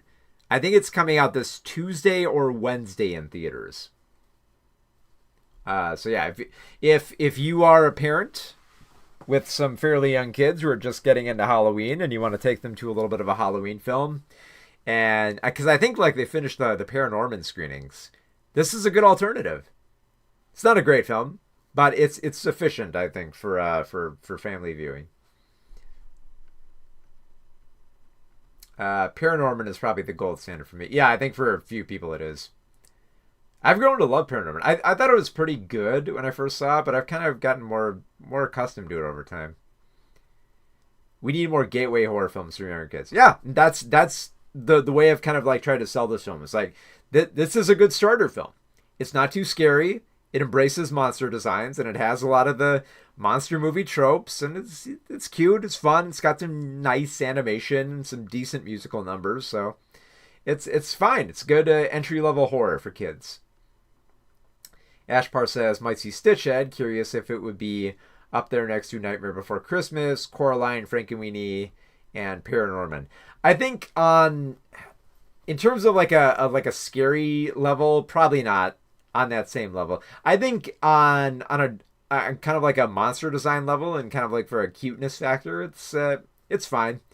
I do not think it's not, like, I love Coraline and I love Nightmare Before Christmas and Paranorman, but Stitchhead is not up there. It's fine. I enjoyed it while I was watching it. It's like, it was cute. I like the monster designs, but it always felt like it was lacking that extra little bit of scare or drama to it. And the more I kept watching it, I realized, like, okay, you know what? This doesn't pack as much as of a punch as it should. But you know what? If I was a parent with a much younger kid, I would probably be watching this with them, and I would actually kind of appreciate how it, like, you know, progressively gets kids used to the monster movie formula, and kind of, and might even get kids interested in watching more monster movies, like maybe the classic Frankenstein. Super Speed Raisin says, "Hi, Mark. I'm probably not going to stick around, unfortunately, but I just wanted to say happy birthday. Thank you so much. Hope you had a really fantastic one, and your reviews are really great to put on during my breaks." Oh, thank you so much. Well, thank you so much for stopping by. Yeah, I really appreciate it. It's partially why I do it. Also, and I love watching movies. Hysteria 909 says, "The writer for American Psycho said one battle after another was not a good movie." Yeah, but you got to realize that writer is also, like, really, he's kind of fallen off. He's kind of, like, gone against a lot of, like, leftist politics in the past years, and I don't even just mean, like, just, like, criticizing of certain aspects. I mean, like, he's kind of fallen off hard. So, and that's really disheartening, because I do love American Psycho, but yeah. Which sadly, it's not too uncommon. You see other directors go that route, you know. Yeah. Went the gay MAGA route. Yeah. Okay. Did I make a card for that? I don't think I did here. Okay, I didn't make a card for it, but I'll just briefly talk about the Twin Cities Film Fest. So, the Twin Cities Film Fest went on for a little over a week. It just wrapped up yesterday, and I tried to watch as many films as I could. I never finish it all, but I did watch a few films. So here are kind of like some of the highlights that I watched. There was a great documentary I watched called A Culinary Uprising, The Story of Bloodroot, which was about a Connecticut restaurant, a vegan restaurant that was managed by vegans. Lesbians. It was managed by vegan lesbians and by a bunch of old ladies who keep doing what they're doing because they want to foster an environment where women feel safe and that vegans can find a good meal. And very inspiring film. I loved how feisty the women were in the interviews for it. So very, very exciting film. Check it out if you can, wherever you can watch it. I also watched Adult Children, which was about a teenager trying to figure out what she's going to do when she goes off to college, and she ends up getting babysit by a lot of her older siblings who don't have their full lives figured out. Kind of a cute comedy, not too bad. There wasn't like a laugh out loud moment for me, but the characters were endearing enough where I was fascinated with the film. Less intrigued though was there was a film called Abigail Before Beatrice, which is all about how women how women get into cults, how they stay in cults, and what happens when they escape that cult, and how they can't quite escape that behavior. I felt it was a little bit uneven with how non-linearly it was edited. There are some good moments of drama in between there, but it felt a little bit off. It felt like it could have been a little bit better. Not a terrible film, but it could have been better.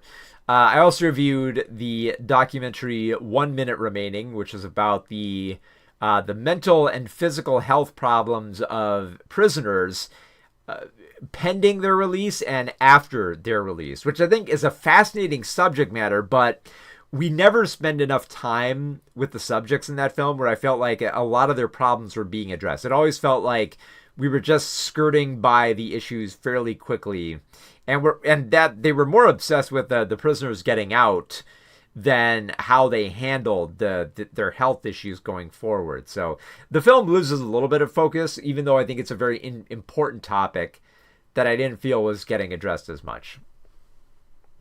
Where's some other films here? Viewed A Better Man, which I think might be a controversial film. This is a much older film.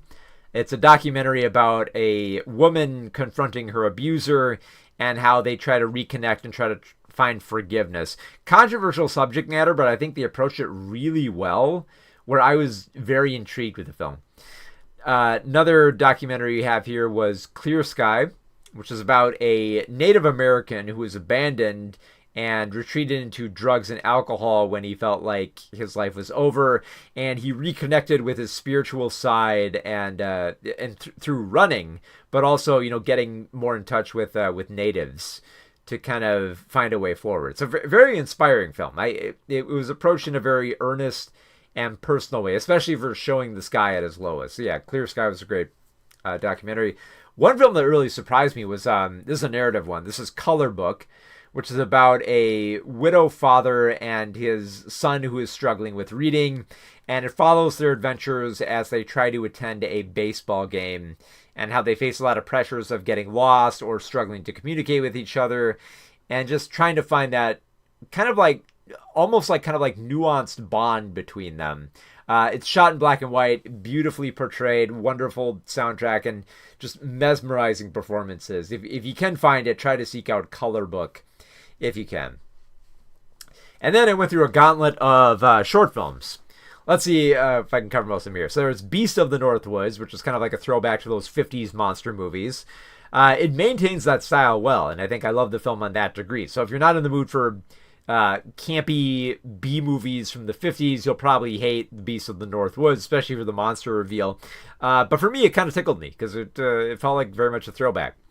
Another great comedy was Halfway Haunted, which is about it confronts like gentrification merging with a kind of a ghostly serial killer story. Pretty good mixture of horror and comedy that I felt worked really well. It felt like a good idea for a feature film, but that it could have gotten bogged down with filler, and it kind of chopped that out for a nice short film. Poreless was kind of a cute comedy about someone trying to sell, about an Indian man trying to sell their makeup, their makeup product, and basically trying to narrowly try to like maneuver their way around racism to kind of sell their product. It's pretty cute. It feels like something out of a sitcom, but it's cute for what it is. Patino is a very whimsical film about a kid trying to connect with an older woman and realizing that she was an actress. It's shot well. I'll say that. It's I wasn't a big fan of the story, but it's shot well enough and it has a good tone that I liked it. Prom Party Massacre was a musical horror comedy. The music was okay. The style was off the charts. It's got beautiful colors to it. So I would be curious to see what this director can do next, but it didn't resonate with me as much as I'd like it to. A really great short film that I saw was Night Session, which stars Richard Kind as a divorced man who has a burglar break-in, and he's kind of like lost all the will to live at this point, where he's just like, yeah, take everything. And while the burglar is stealing from him, Richard Kind just keeps talking about the wife that he divorced and how he felt their relationship was strained. And even when the cops show up, like he still like it feels like he's in a therapy session where the cops and the burglar are all trying to help out this guy who's not quite sure what he wants out of life. And it's a very quirky, very odd little short that kind of just hit me just right. So yeah, I really appreciate that film. One that I feel a lot of people might like is a short film called Sally Get the Potatoes, which is all about a little girl at a Christmas party losing her innocence when she witnesses all the problems that happen with her family when she hides from them. Like, some of them are in affairs, some of them are losing money, some of them are just, their life is crumbling. Not bad. The shortest film I probably saw was Chips or Crackers, which is about a long goodbye that just keeps getting longer and longer, and it goes to some weird places. Maybe not as weird as it could have been, but it's a very short film. What else did I watch? Jeff was a very surreal horror about a woman trying to come to terms with her attacker. So very disorienting. I appreciated the direction. One film I could not get into as much was one called Me.exe, which I feel like this film is specifically targeted at streamers because it's a film about an AI that infests this underdog competitive streamer, and she becomes better, but also the AI starts taking over her body and then starts taking over other bodies, kind of spreading like this infection. The idea, I think, is okay, but it needs like a much better fleshing out. It just feels like a standard tech horror idea that it has like some okay direction, but it's just like it's an idea that needs better focus, And I think that's the bulk of everything. There's a few more. There's What's the Deal with Birds, which is a weird mockumentary. It goes some odd places. There's one called Saverio, which is about elder abandonment, which it tries to be quirky, but it also tries to say something about elder abandonment, which I think kind of falls on deaf ears towards the end of the film. There's one called Over, which is about somebody stuck on a boat and people trying to talk him off it. Feels like a dramedy that's trying to be a little more towards Wes Anderson with how idiosyncratic it is. I did not dig that film as much as I'd like to. It's cute, but not much more than that. Glitch was a cute one I kind of dug more. It's about an alien possessing a human body, but she can only do so for a certain time because aliens treat her possession like screen time. So she can relate to another human girl who has screen time with her. Again, it feels like something a parent would come up with, but it's cute. It's a decently cute film. Phantom Heart is a very brief one. Phantom Heart is about two paranormal investigators, in which one of them is debating passing a love letter, and a ghost tries to help her out. Not much to this film. It's just cute in its assembly. Maybe It's Just the Rain is a soccer documentary about a Filipino woman coming to terms with her roots amid a soccer game. Kind of uneven in that it shifts immediately from the soccer game to visiting where her grandparents grew up, but it's still interesting to see, I think. A weird one was called I Saw a Sow, which is kind of this campy, spooky musical poetry type of film. I would say if somebody wants, the easiest way to describe the film is that it's Rocky Horror Picture Show, but for kids. I guess the best way to describe it. Because it's very eccentric, colorful, haunted house film with weird poetry and musical numbers, and it's not all that sexual, so I'd say if you can find it, it's okay for kids. One that I think a lot of people like is Dali City, which is about an Indonesian family struggling to integrate with the American lifestyle, and it's seen from the perspective of the young son. Fairly simple territory here, but it works well enough for what it sets out to do. Stronghold is a decent drama about a boy abandoned and the reconciliation that a social worker has to have with her daughter while still trying to care for this kid. So it doesn't get as wild or dramatic as it could be, but it's sufficient enough, I think. There's another touching documentary called Why My Dad Loves, which is, it veers between the kids talking about their father and the father talking about his time growing up in Laos and how he connected with them over Jackie Chan films. Yeah, it's a pretty good documentary. So a lot of ground covered there, but I've saved the best for last. So of the films that I watched at the festival, and I didn't watch as many feature films as I'd like, but I did watch Bugonia. That was one of them. But the highlight of the festival was the latest film from Chloe Zhao, which is Hamnet, which focuses on the production of Hamlet after the death of William Shakespeare's son named Hamnet.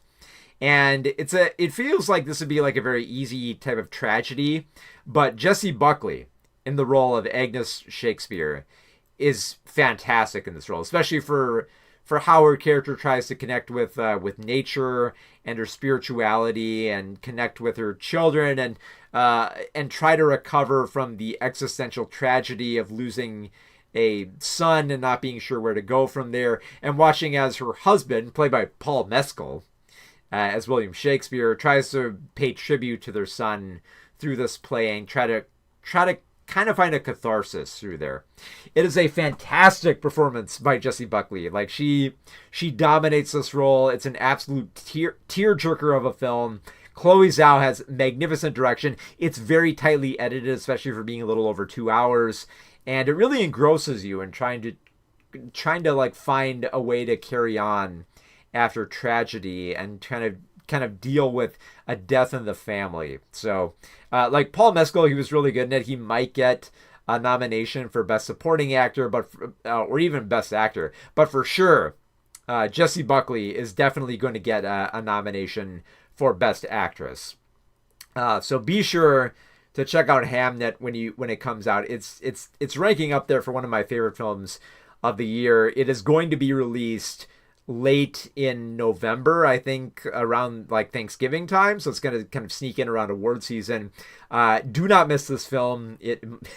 Some people might lose track of it around like Wicked, but do not lose track of this film. I get the feeling Jessie Buckley is going to be up for Best Actress nomination come Oscar award season. So that was the coverage of the Twin Cities Film Fest, and I think the best feature film I saw there was Hamnet. But in terms of like indie films there, I think my favorite was Color Book, with the best documentary being the story of Bloodroot. And I think for short films, I think my favorite was Night Session, but that's only because I love Richard Kind. But if you don't want one that doesn't have big stars around it, I'd say my second favorite would probably be Sally Get the Potatoes, which is about a very discomforting dark comedy about Christmas where a child loses her innocence. So yeah, lots of good stuff there, and good stuff to look forward to in November with Hamnet, which I will cover more in a full review the closer that we get into November. So there you go. I'll read out some of the chat here. Bava11 says, "Is A Better Man an older documentary? I think I've seen it. Yes, it came out, I believe, in 2017. I think it's been to a few festivals.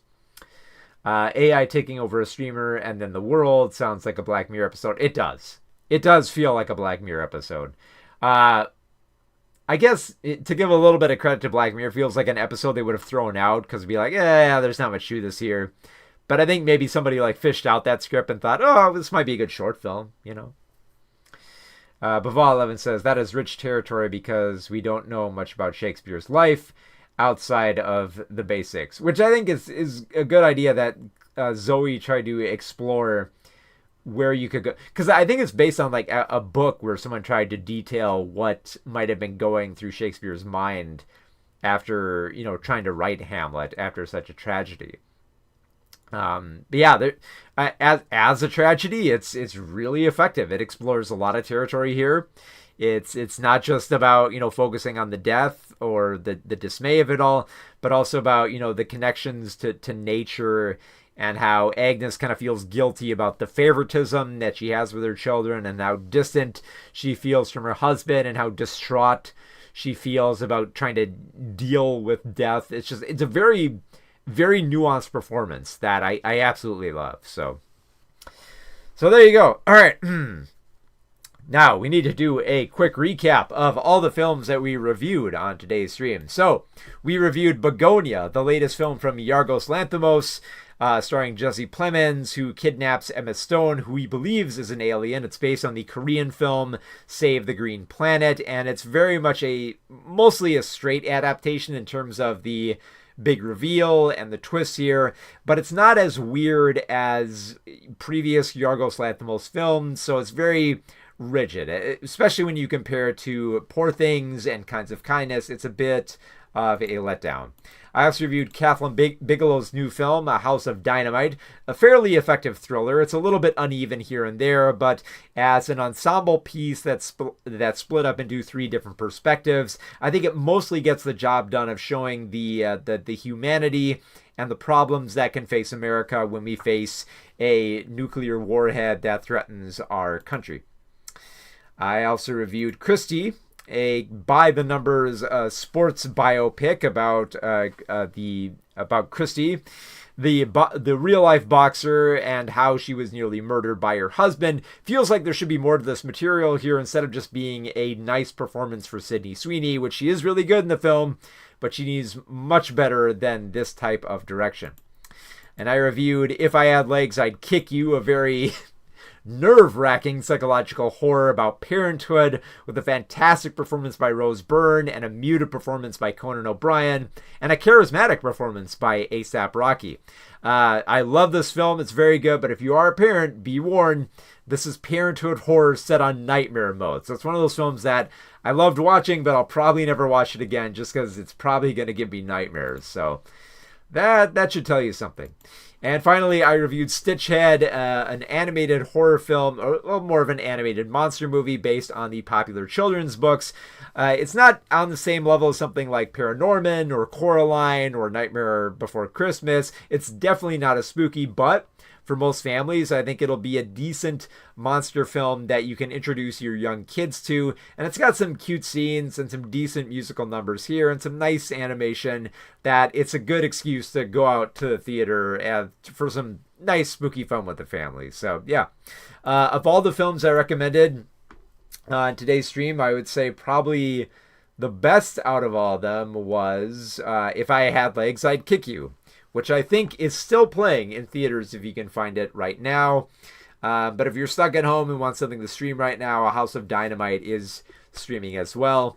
And if you are looking for something to put on your calendar for next month, be sure to check out Hamnet, which is going to be in theaters in late November. I think it's going to be in limited release and then expand a little bit more into December. So if you would like to keep up to date with the latest films, much like Hamnet, because we're going to get a lot more early reviews coming up here in the next few weeks, be sure that you are subscribed to this channel so that you can stay up to date on the latest movies. Because, you know, next week is November, and that's when, like even this week with like the Film Fest and some of the Netflix screeners I got, it was chaotic.